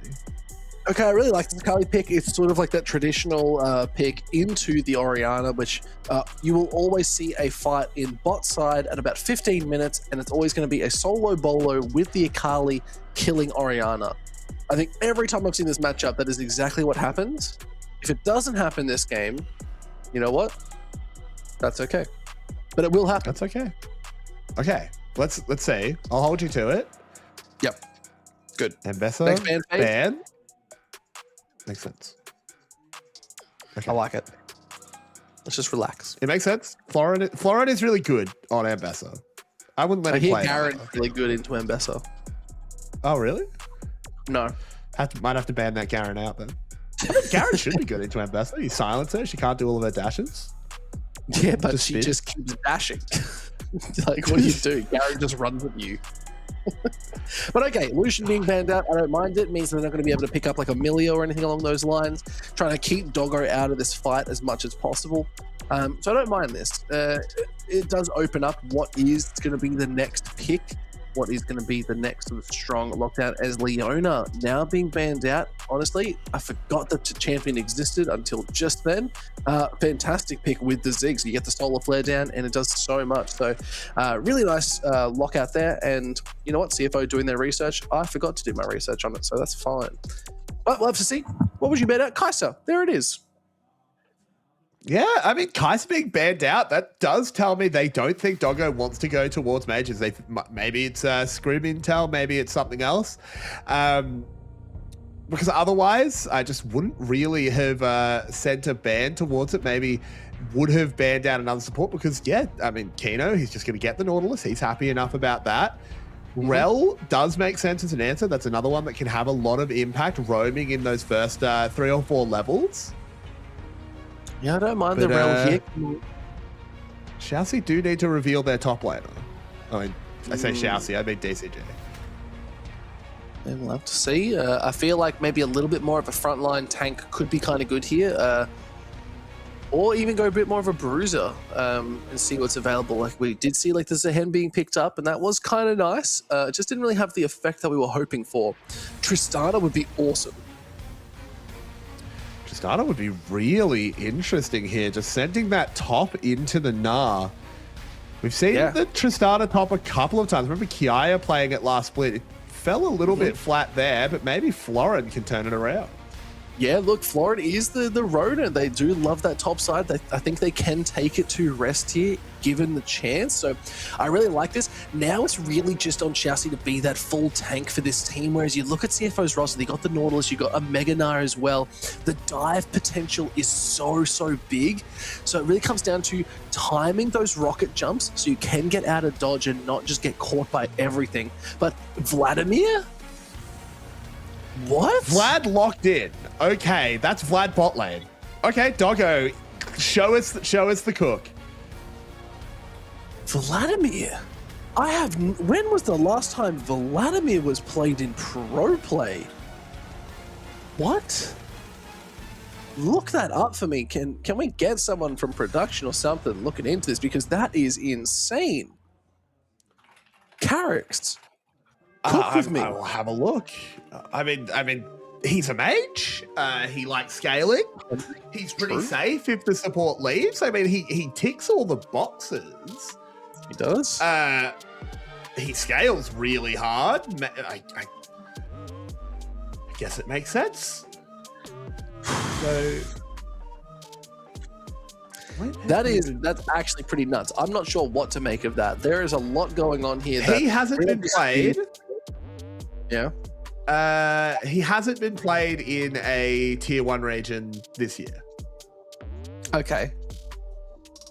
He's been played in like a couple of tier 2 regions and they've all lost. So it's been a while. Great. That's very reassuring. When was the last time? I'm genuinely, the Vlad has thrown me for a loop. I don't know how to feel about it. I don't know what's going on. And I'm a little scared. Minions have spawned. That's okay, because we're on the Rift now here, Carricks. Let's not just stand here with our mouths full up wide open, catching some flies. Let's get into the Rift and start breaking down what's going to be going on. So top side, we can talk about this very easily. Rest is just going to get absolutely hammered by every single rocket shot that this Tristana is going to do. Counter to that, Pout is going to get a solo bolo at 15 minutes down in the bot side against Hongshu. It was predetermined. Okay. It was written in the stars. The other side of that is you're going to be worried about Fang and Shousey on this Ziggs. As all spotted out. Florin. Sure. Yeah, Shousey already spotted 2, so Rest, really good wards there. But okay, actually, look, this is what you actually have to do. Rest being shoved out of the way. If they got a little bit more damage off, one more shot there would have been just enough to really hard reset this. Yeah, and I mean, the thing is, there's just no reason for Shousey to leave. There is no kill threat out of this CFO bot lane. Kino, even if he lands a hook, it's going to get, a transfusion? That's fine. He will never, ever die down here. And Shousey is going behind the tower. Surely a level 1 rel isn't tower diving. Is he just there? He's just there to pull the wave. He's just making it annoying. Yeah, it literally just the disrupt. Rest already had to burn that potion just to get back a little bit more health, but starting off with the cloth armor is very telling of how this lane is actually going to go, as Pop9 is now here. They want to dive. They want to just take Rest out of this game and shut him down as they're looking for a little bit more. The exhaust goes forward. Same with the ignite. Rocket jump is there, and Rest. I'm sorry, my guy. Chassis actually went down too. It was an execute, though. Now Pop9 finding out that there is members towards this top side. They have to be very careful. As well, what? Hold on. Wait. Whoa. What? Hang on. Wait. Feng got a kill. Feng got a kill. He killed Doggo in the bot lane. It was a solo bolo. And now Pop9's going to go down. Pop9's caught. God, what is this game? Oh, look, Pop9, you need to be getting it out of there quick, smart, Pout. Popping that Kino's shroud. got the hook. There's going to be enough. Hook. There's the stun. Gonna wait for it. Oh, no, it's not enough. Pout picking up the kill. 1 for 2. Still a 500 gold lead. I think we need to get a replay of this bot side, because what happened? Oh, we can watch this. This is fine. Oh, I can see on the mini map what's happened. But anyway, we'll get a good look at it. As yeah, this is a well executed tower dive. Xiaoxi tanks for a little bit too long, but it's an execute, so we don't mind. As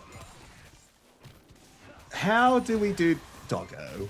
So Feng used the pool a little bit too early. Oh, the satchel. Beautiful. Now Shadow. It was a very good play by Feng, as he should be okay. The E isn't there for Pout. A little bit silly by Doggo, I think, going under the tower is what I was getting at. Yes, absolutely. And going a little bit too aggressive. Maybe they're not used to the mages just yet, but Rest again. A bit of a bad spot. About to hit Meganar, but might not be able to hold on, as again, Xiaoxi living topside permanently. I mean, particularly now that Feng's got a kill, he's even more immortal in this lane. I think they're just going to do it again. I mean, Rest has Meganar. You probably don't do it while he's Meganar. You could stall it out. You got one more wave to shove in. It's going to be down before the next wave hits. So I think this is the time you do want to wait and just hope. But it's a level 2, as there's the rocket jump. Rest again. Hit with a lot. Oh my lord, the damage is just getting worse and worse. Yeah, and now Tristana gets a fair bit of time with a tower. Doesn't have any items built up, so isn't going to shred it too badly, but is still just happy as Larry in this one. Kino doesn't know what lurks. Yeah, getting caught out. 2 members were there, but Kino is going to use that flash to get out of dodge. It's no Hex Flash here.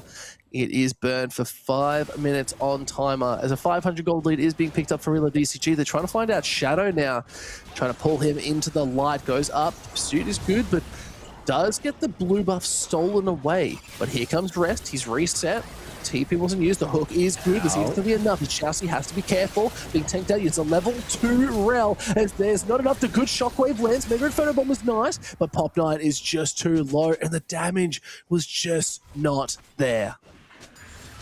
Yeah, Pout just got to that fight a lot earlier than Hongsu, so just had the numbers advantage. They take out the very, very low level rel, and the gold just goes back to even as Doggo gets himself a little bit back, gets himself a tower plate. This Vlad will eventually be a huge problem. Yeah, absolutely. They're slowly scaling too, farming up good work. So this is Doggo we are speaking about. So one of these players that has been known to be an absolute menace on the Rift here in the LCP. Gold is fully reset. Neither team doing a huge amount. Xiaoxi now getting caught out. Mega Nut still level 2. These constant ganks up topside are now their demise. Yeah, just caught out now. 0 and 3. We've got a replay of that initial fight. See, Pout is just here so much earlier, just drawing aggro, doing huge amounts of damage along with Shadow. And when Hongsu runs, he lands a good shockwave. The Mega Inferno Bomb is good as well, but it's just too little too late. Yeah, no, it definitely is. Definitely is. First Dragon up on the board too. It is a Hex deck. Going to be coming up. Not really being prioritized either by either team right now. It's a nice change of pace considering last game. The first Dragon was picked up at just shy of 6 minutes as we enter into the 7-minute mark. But Void Grubs are up in 50 seconds. Void Grubs, yeah, they are on their way as Pop9 goes for this Dragon, but there's priority in bot and mid. Needs to be careful. Shadow wants to go for it. Level 6 is theirs. This could just be enough damage as they do need to be very, very careful. Pout here is going to be enough. The killer is good. Hooks go wide and they do land and they pick up Pop9. And that should, I mean, I don't know if CFO will just go immediately for the Dragon. I don't think they have the tempo for it. There's a bit too much jungle to clear for Shadow, but they stop DCG getting it. They take a kill on Pop9. They've got to be pretty happy about that. It just kind of keeps getting better for them. Yeah, look, the only real gold lead is topside for Relove DCG, so it is just CFO with a good hold on this game. Like you said, they're not forced into anything too drastically. They don't need to 50-50 these objectives. Instead, they are now opting to go towards this top side and pick up the Void Grubs, which I think is going to be really, really good. You want to take that out of the hands of Fang on the Ziggs and the Tristana. So this move is incredibly smart. And you can already see here comes Pop9 wanting to join and at least contest, but one Void Grub taken means they're not going to get the full passive. Yeah, good timing there by Pop9. He's able to just come in and just clean up a little bit, make sure they get the bigger half of the grub buff, but obviously once they're split, it's not the biggest deal as Florin just finds a trade. Yeah, it's really hard. What do you do with steel-plated boots? Like, once they're picked up, Chelsea just trying to tank up these towers as well, trying to pull this wave as much as they can. They want to re-dive. Kino is making their way up as well. Should be enough. The Mega Inferno Bomb is going to be used from afar if they want to, but it's not going to be. They're going to look for the reset. Instead, they're going to go for the TP straight down bot side. They really don't know what to do with Doggo doing such a good job holding back, but okay, Fang being focused quite heavily, throwing down a lot of damage, but at the end of the Hemoflage not going to do as much as we'd hope it to, especially this early in the game. Yeah, I mean, that's an interesting one for sure. Just using it as poke, really. I don't blame him. It's not like he needs to participate in fights for a little bit. You can see Doggo is just having a fun time farming. As Kino and Pout will just spot out that level 3 Xiaoxi, but not going to pull the trigger on anything here. The fact that they're level 3 at almost 10 minutes hurts my brain. Support is a funny role. Yeah. Yeah. Support is a very funny role. As Shadow steals a blue buff, but a collapse is on the way. They could be looking at Xiaoxi and Kino doing a good job just sort of testing each other's limits, you might say. But looking for those resets. And we're slowing the pace down. Okay, so looking up and down the map, obviously Florin still very far ahead. With the amount of attention given towards that lane, you'd certainly hope he was, given the matchup as well. But everywhere else, except the jungle, is fairly even. So as the silliness of this early game sort of subsides, we actually come to a remarkably even mid-game. I do like it. Out thinking it's 15 minutes, but it's actually not. The rest of the team is going to be there. Florin doing a good job just clearing out as much as they can. Xiaoxi again up here, just trying to be a bit of a disruptor. Pop9 in the wings. Fang as well, trying to join this party. Maybe they want to look to take this tower as soon as possible. Xiaoxi getting the crash down is going to stun them up, but they are going to hook themselves to safety. As long as you can get the satchel there, you might be able to get first tower. So if they can full send, they might be able to do it. They certainly might. There's the tower going down. The execute from the satchel is good. But it's still only 200 gold. Doggo, just slowly auto-attack it. Can't execute towers. be a little bit close if he actually gets this one. I think he will. Yeah, he will get it. But this is a hard one to call, Pike, because the one thing is Doggo has done nothing this game, except he sort of had a little bit of a silly moment earlier. Other than that, he's done nothing. And that's the intention, right? That's not a criticism. He's not meant to have done anything. But he is like, oh, hang on. Yeah, pop 9. Just going for a run. Being told to sort of... continue. No, you're right. But to finish my thought, Doggo, it's kind of like, he's like that one guy in an action movie. He hasn't done anything yet, but it's going to be good. Yes, no, that is exactly how I would describe it. And he's like, he's been standing there for 10 minutes. What do you mean? And then boom, Also, spirit bomb. 10 episodes later. Hongshu's CS is crazy, by the way. I just noticed. Yeah. He has not missed many minions. No, it's actually very impressive. But now, okay, Florin finding Kino as well. Rocket jump straight into a hook is good. The flash is going to go over this wall, and now the pursuit is nice, sending them back straight up into the air. But now Florin has to be so careful, and Doggo picking up their kill. It was the revenge from before, and now Florin's a bit on the back foot. Yeah, Florin, they put so many resources into this Tristana. Shousey basically sacrificed his entire early game to make sure that Florin was strong and ahead. But he does go down. Doggo does damage. This is a Vlad that got... Level 9 is the magic number for Vlad. If you get to level 9 safely and happily, you are in such a good position. Yeah. One death, not the end of the world. Yeah, I'm not sure what Florin was thinking here. Like, yes, you have the Kraken, but you don't have the damage on you just yet. And a good hook sort of stifled the full-on engage. Just couldn't get that final shot off, and then just got caught out in the jungle once again. Exhaust, even the flashes, it's not going to help you. Now looking for something. Oh, no. Okay, now, it's 14 minutes, but it wasn't a solo bowler, unfortunately. Just saying, just to confirm. That'll be happening in about 50 seconds. But now First Dragon finally picked up for CFO. Yeah, CFO, they are kind of, I wouldn't say like stepping on the gas, maybe pedaling the bike a little bit faster, because it's just slow growth of the lead. This is Florin, just caught. Yeah, straight just locked up. No chance to rocket jump, nothing to buffer. Taken down, and now 0 and 2. Oh, sorry, 1 and 2, I should say. Don't want to undersell him. 1 and 2, not looking particularly threatening. So much of this draft was all about him. Yeah, they picked the Tristana last. They wanted that counter to be able to do something, and right now it's just not having the effect I think they were wanting it to have. But now Florin again, going over the wall once more. Half health. To be very careful. Rocket jump once again. Actually able to do a little bit more damage. Picks up the kill. Florin gets the shutdown. But is going to be enough as the whole team now joins the fight. They spent TPs just to get there. Maybe they really wanted this Rift Herald. Oh, Shadow could be in trouble.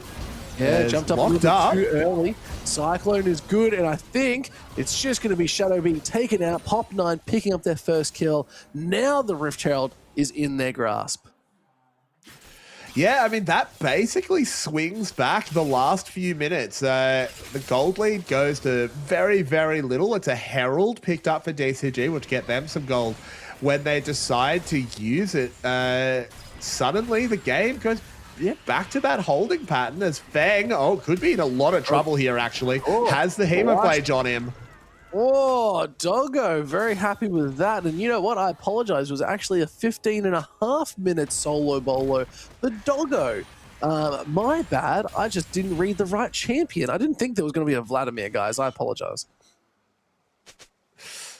Well, that was certainly a lot of damage, and Doggo is already very, very scary. 2 and 1 on this Vladimir. 1.2k gold up over his opposite number. And, I mean, once Vlad starts looking scary, it only gets worse. He never really falls off.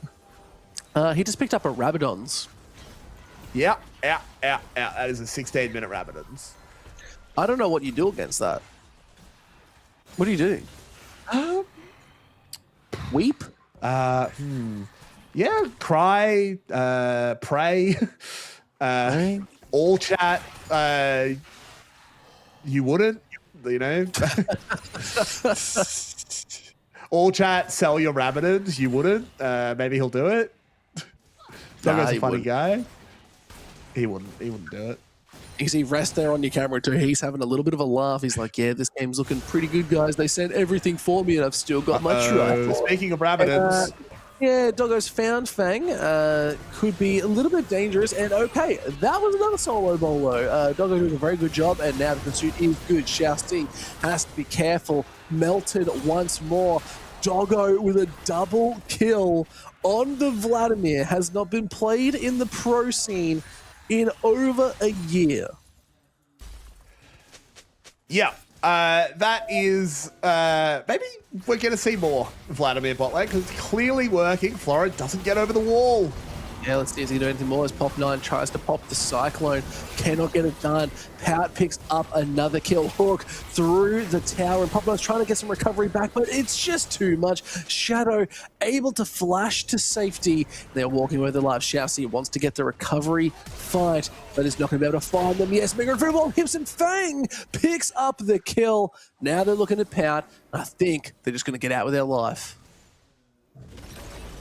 Well, at least something is gotten back. Shadow does go down. Rest in the meantime. Gets to have a bit of a therapy session after an early game that wasn't very kind to him, where he just gets to sit in the side lane by himself, just hit towers. It's enrichment for top laners. Make sure, you know, in your top laners enclosure, make sure they have a little tower that they can hit. It's like a spa day for a top laner. It's just like, oh, this is relaxing. This is like when you type at the start, you find your friend on the opposite team. You're like, oh, we're just farming till 25 minutes? And they go, yeah. And you're like, this is a vibe. Yeah. Like on every game, mate. Let's watch this replay again, though, because Doggo, does damage. Yeah, I mean, he kills him before the E even actually goes off there. That was just the empowered transfusion.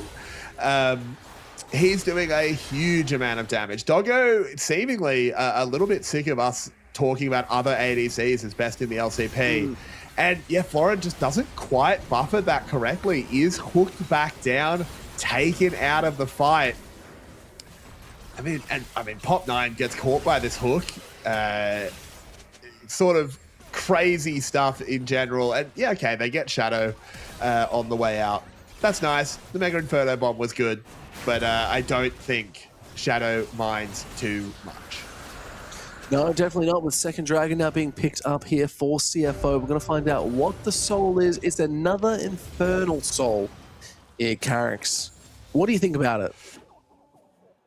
It's more damage. The Vladimir with an Infernal Soul sounds pretty terrifying, but I don't know if we get there. I mean, Soul is 10 minutes away, and with how CFO, I mean, it's only a 3k gold lead, which, I mean, it's not the worst ever, but they haven't really let up at all. They just are constantly finding more kills. The wheels are completely off the DCG wagon. I don't even know if the Soul is going to spawn. No, it's going to be a tall order, and it could be Real Love DCG is really struggling as the game goes on, especially when there's two Yordles that are very squishy, and you have a Vladimir that can kind of blow up squishies. Yeah, it certainly can. As the Herald will be summoned up, so this is going to be a bit of a fight back for DCG. They should be able to take this tower very easily with a Herald and a Tristana. Yeah, no Ziggs there to sort of hold off, but they're going top side just to play a bit of damage control. Is now sending the charge off. The hook actually lands, but can't follow it, unfortunately. See if they get another charge off, but CFO. Oh my word. They just wanted to go for Barring. Yeah, there's a rift trail, but they want to send it all the way. And this is already a 3k help. Doggo's just so big. Baron's just gone at 21 minutes. They've just stolen it away. Ball is there. Let's see if we can do enough damage. No, Pop9 is just so low power. Just gets blowing them up. The dominating Florin is gone too. CFO at 21 minutes and a half are just looking to clean up Real of DCG. 3 members gone, and there's nothing that they can do. Yeah, I mean, it also, like, CFO just pull the trigger on Baron, Doggo just runs forward. He'll get that empowered transfuse. He's fine. They are not stopping, and I think my prediction about Soul not even sporting is becoming more and more true. Oh, look, I think my prediction is just completely wonky at all. I thought Real Love DCG had some options in this game, and clearly they don't have any options in this game. They are just stalling. They're on the back foot completely. Look at Pop 9 in this fight too. Yeah, the damage is good. Doggo just took nothing really. And then just the damage off the map. The crazy thing is I think CFO was calling, okay, we got Baron, let's go, let's leave. And then Doggo just said, well, why would we leave? Just kill all of them. He went in, did half of 3 different health bars, and then the rest of CFO were like, oh, good point. And followed up on it. Look at his build. He's Rabbited, 10 stack Medjais. He just one-shots anyone he wants. Yep. Gold lead now starting to really explode. It's a 3k Baron lead so far. It's already 5.5k gold just for CFO at the 23-minute mark. Have to see if they can call it. Because again, Vladimir, get Doggo level 16, and then it's really over. Like, here's Florin going forward, seeing if they get some damage off. They do pick up 1. It's a nice little constellation price as Rest is being charged at 2. Flashes go forward. If they can get 1 more bomb shot, it could be better. But they don't get the reset. Florin is low. Pout is here. Does have quite a bit. Perfect execution is available. Doggo not quite fast enough to the fight to try and swing that around. Good job there by Florin. Good killer instinct to realize he had an angle for that play.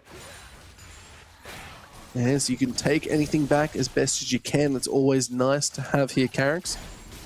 4.5k gold lead, still looking strong. A little bit of gold went over, but did it go to the right people? We'll have to see. Let's have a look at the replay there. Yeah, it's just like a little bit silly by Shadow, just showing that he used his mobility there. Florin, but recognizing, hey, there's no one else here. We can just go in and one-shot him. Good stuff. We see Florin is still the only player on DCG that has an individual lead.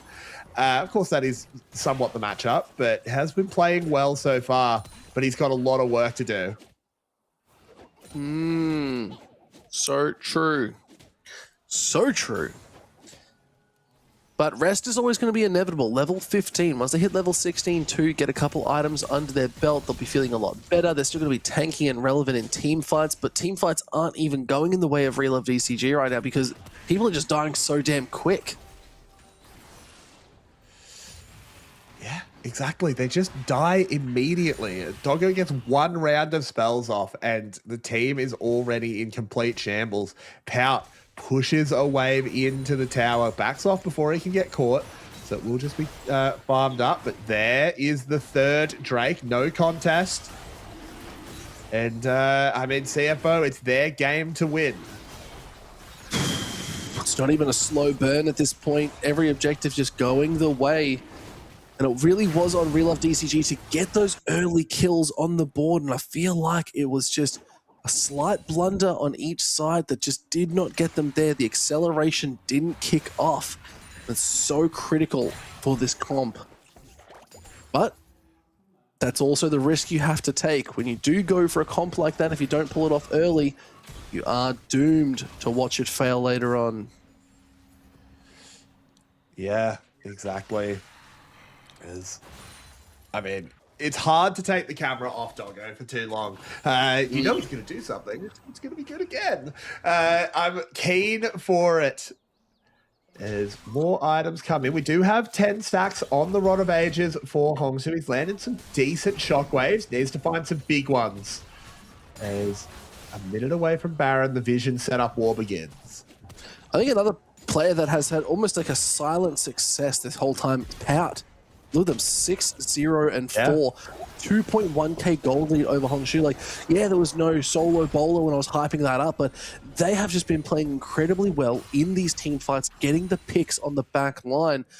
It's great to see this player who was brought into the roster to do such a good job. They had big shoes to fill, and now they're doing a really great work at it. Yeah, totally. I think Pout, has been incredibly impressive in both games, actually.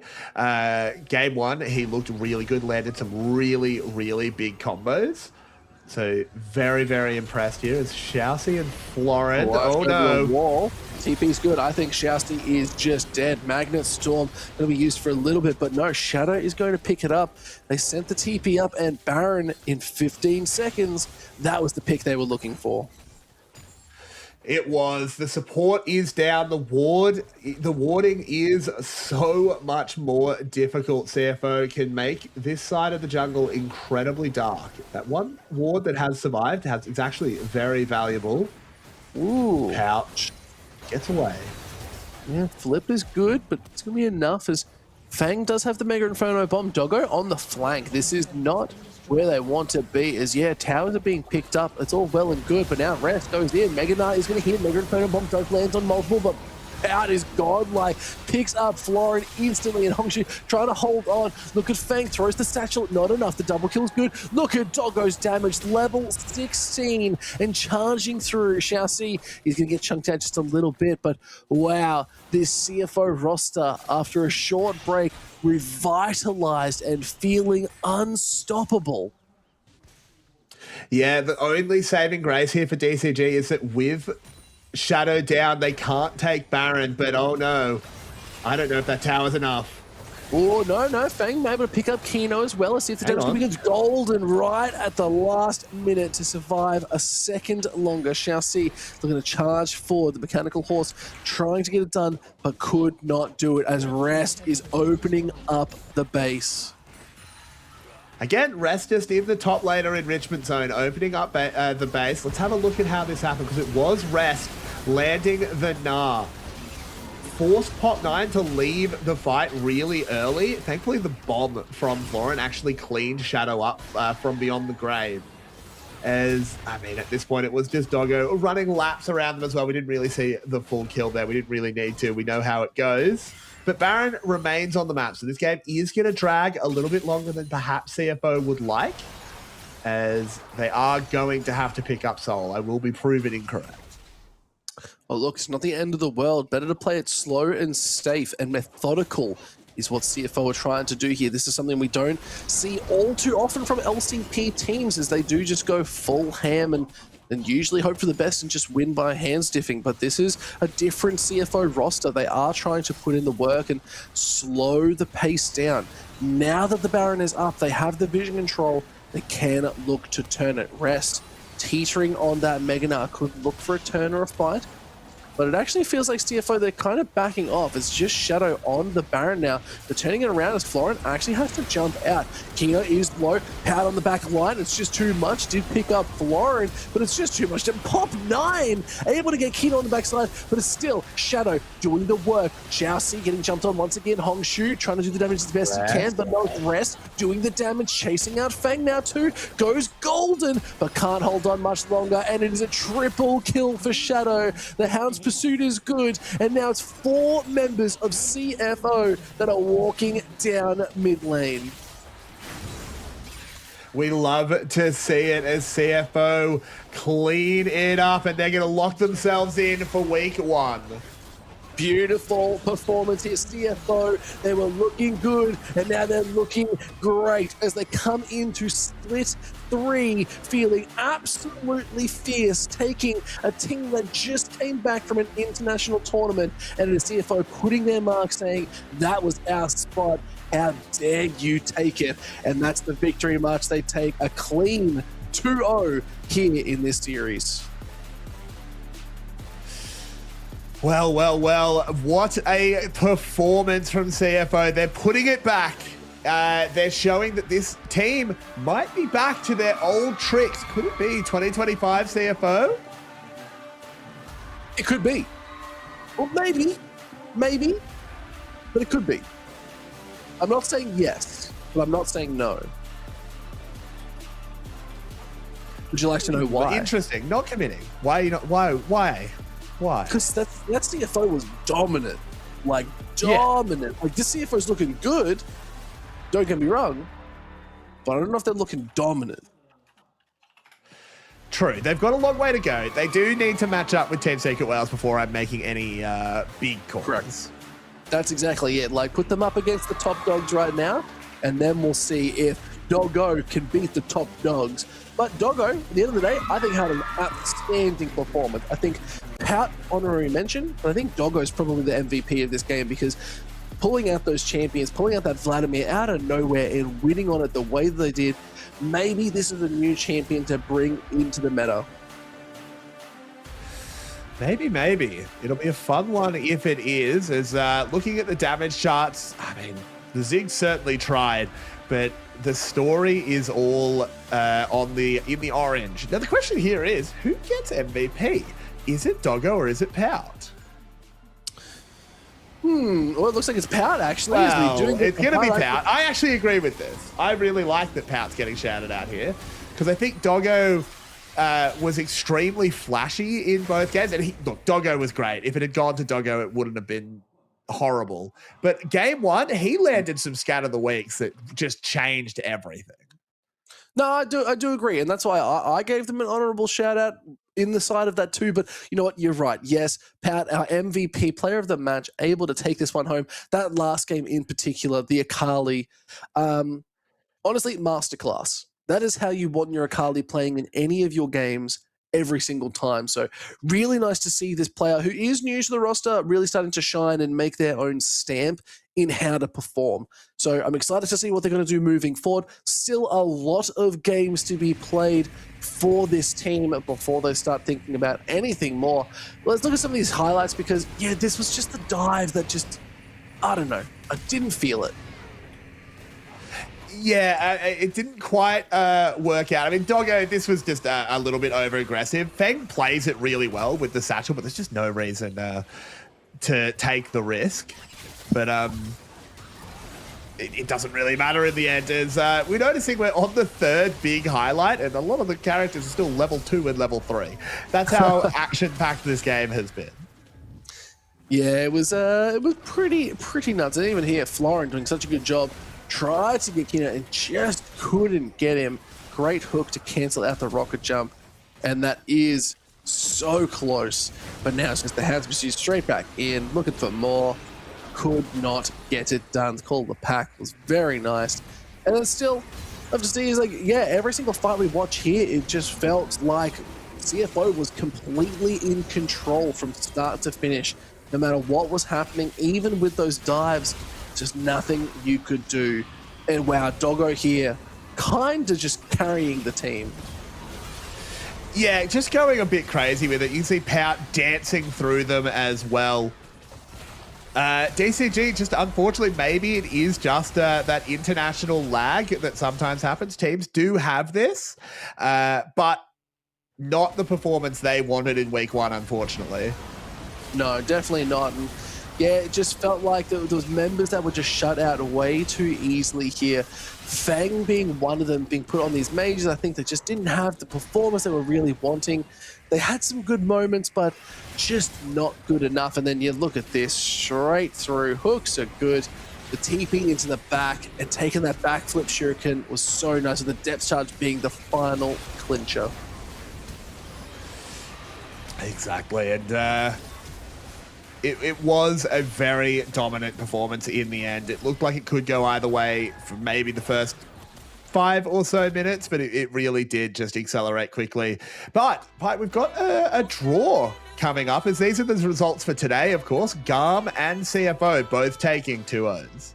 Yeah, not too bad. It's definitely that last game, that last series, we didn't expect it to be so dominating, but really nice to see that we're starting to see the standout teams. We thought CFO versus Relove DCG was going to be the closer, but GAM looking good. DFM, a lot to work on. CFO looking really strong. A reliving of 2025, but Relove DCG, another team that has had such a good showing, just not able to get it. So we'll have to see what this is as we're looking at the Swiss stage bracket again. We will have the draw that will determine who will be versing who as we move forward through these brackets. Now, remember, we have some best of fives coming up soon as well, but it is going to be next week. We will be seeing those best of threes yet again with a couple best of threes just thrown into the mix just a little bit. But Carrix, what are you hoping to see? Who would you like to see versus who? It's a good question. I wouldn't mind CFO just going straight into Team Secret Wales. Just test them early. Yeah, I like it. I think that could be a lot of fun, just seeing what would be possible, where they would want to go.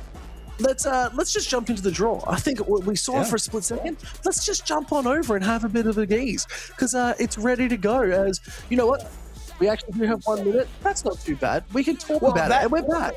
Hey, well, that gives us a bit of a chance to explain how this is going to work. So obviously, this split, we are going into a Swiss split system. So all of the teams that are 1-0 will face off next week against all the other teams that are 1-0. Not all of them. They'll be matched up, obviously. And same for the 0-1 teams. So the way this is going to work is the first team drawn. I think they're doing 0-1 first, if I remember correctly. But I might be... We'll find out very quickly if that's wrong. The first team drawn and the second team drawn are going to be the 2 first matches. So they're not going to go into each other. And then the third team will play the first team drawn and the fourth team will play the first. And then we'll do that again for the next one. And that will be next week. So next week is still all going to be best of threes because no one is in that 2-0 or 0-2 position. But it will be a fun one. Yeah, it will be as we're getting ready for the draw. Hey, Tommy, how you doing? Getting ready to go and about to be drawing it out and seeing where these teams will be drawn up against. You said CFO versus Team Secret Wales. 接着会进行1胜0败的组别抽签，而0胜1败的组别队伍分别有 GZ。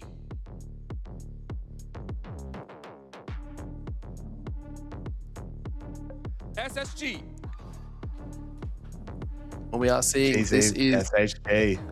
Yeah, a couple teams DFM. already been highlighted. 0-1 side. EG DCG. Just to be clear, this isn't the drawing of them. It's just showing that they're going into the balls. Yep, getting the balls 1胜 ready. 0败组别的队伍分别为 Here's the other side. MVK, Getting balls ready. Vikings TSW, doing a good job. You know what? Big shout out to the people here holding up these signs. Yeah. It's hard work. Paper cuts are real. 3 VCS teams all over on the winners' side. That's Good pretty week nuts. for the Vietnamese teams. They must be happy. We'll have to see as they start getting them ready for the balls. Silver ball. Crazy levels of competitive integrity to show the balls being loaded. Most of the time, I just kind of take their word for it. Yeah, same. Nice work, LCP. Well done. Good job. But now, the problem is I can track those balls. My sleight of hand knowledge means I'll know where things are. I've already forgotten. Oh, I've already lost him. Yeah, I'm not good at this. I think so. I'd be rolled at 3-card Monty.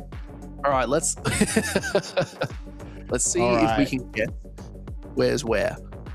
So I think it will be Quaker on the left, drawing first.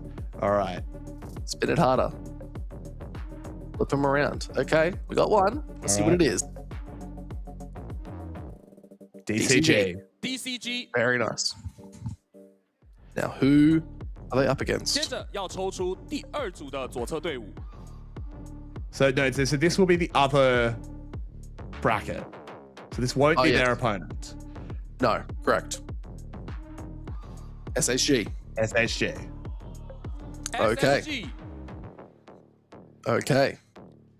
We're getting some 接着 life. 第1组的右侧队伍。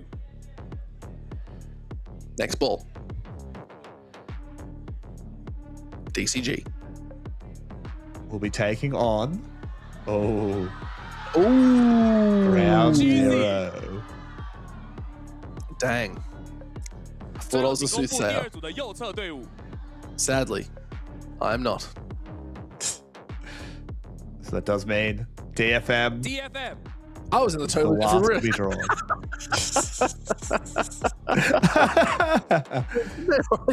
DCG. 好的，目前抽出0胜 I'm 1败的对 tired, 战组合由 I'm DCG tired. 对战 Okay, GZ we versus 以及 GZ. SSG 对战 DFM。 And then we have the LJL Derby as 马 well. 上要抽出的是1胜0败组 I 别的 like 抽 it. 签，请抽出第一 It'll 组 be 的 a fun 左侧 one 队 for 伍。 sure. But now Min will be drawing our 1-0 teams. Now that's how you toss the balls right there. That's the way to do it. Fast and quick.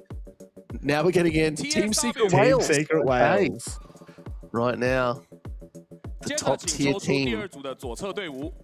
Let's see what the other match is going to start with. Not their competitor, to confirm. CFO. CFO. So CFO CFO are not going to match up into the Wales. Okay, that's pretty big. That tells us a tale. 接着 So that does mean we are going to get a VCS derby. Is it going to be GAM versus Secret Wales? That would be an exciting one. That would be awesome. Here we go. It's GAM. It's Vikings. MVK. Ah, MVK it's so close. Still a great match. Okay. Fantastic match, absolutely. But now the big thing, CFO versus GAM. That's going to be a series and a half. That'll be fun. That is going to be a massive one as well, Yeah. just because, not just because, for many reasons, but these are two teams that want that third slot very, very badly. They need to go, they want to go international. Team Secret Wales, they are pretty comfortably going to take a slot. They've got so many championship points built up. But CFO and GAM have a lot of work to do to get to Worlds. Yeah, that's so true. And you got to look at the other side as well. The 0-1s, they have an even longer road yet again. We have seen the likes of Relove DCG do such a thing before. But wow, it's going to be a big one. Next week will be filled with some banger series characters. Like that's the crazy thing of all this, the Switch stage, you get the best teams versing the best. So I really like this, and we're going to see some interesting picks and interesting plays. I really like it. There should be very few blowout matchups as well. Sometimes when you had Team Secret Wales just matching up against one of our lower ranked teams, but you never see that. And as you can see, Thursday's matches, we are expanding our week come next week. Yes, it's not like I am scared of 4 nights in a row, but you know what? I am scared because it's going to be big games. DCG versus GZ, SSG versus DFM. That is going to be some series and a half. I'll be curious to see how the Hawks are going to do against DFM. It should be definitely at least interesting, but that Relove DCG versus GZ, really wanting to see this GZ roster start to shine. Yeah, 100%. I think that's a big test for them, but it's also for DCG. They need to bounce back from today. It's pretty dismal showing from them, but you get a week. You get a week after you come back from international play where it's like you're a bit tired, you haven't had your scrims. After that 1 week, I need you to hit the ground running. No, you're absolutely right. Like they've had this time, they've had a little bit of space. Now it's about going that step further, trying for a little bit more. But we'll have to see those characters. Look, it's been a big night, Carricks. Week 1, huge success. Any final notes before we close it out? Oh, there's so much that could be said, but all I can say is tune in next week when the Swiss stage truly gets underway. I like it, guys. From all of us here, don't forget to hit Carricks, myself, and Logan up on our socials. Don't forget to follow their lolesports and at least lolpacific, as we got all the goods, and their content is beautiful. From all of us here, thank you so much for joining us for the final night this week. We will see you next week for some more awesome games. From all of us here, see you on the next adventure. Good night.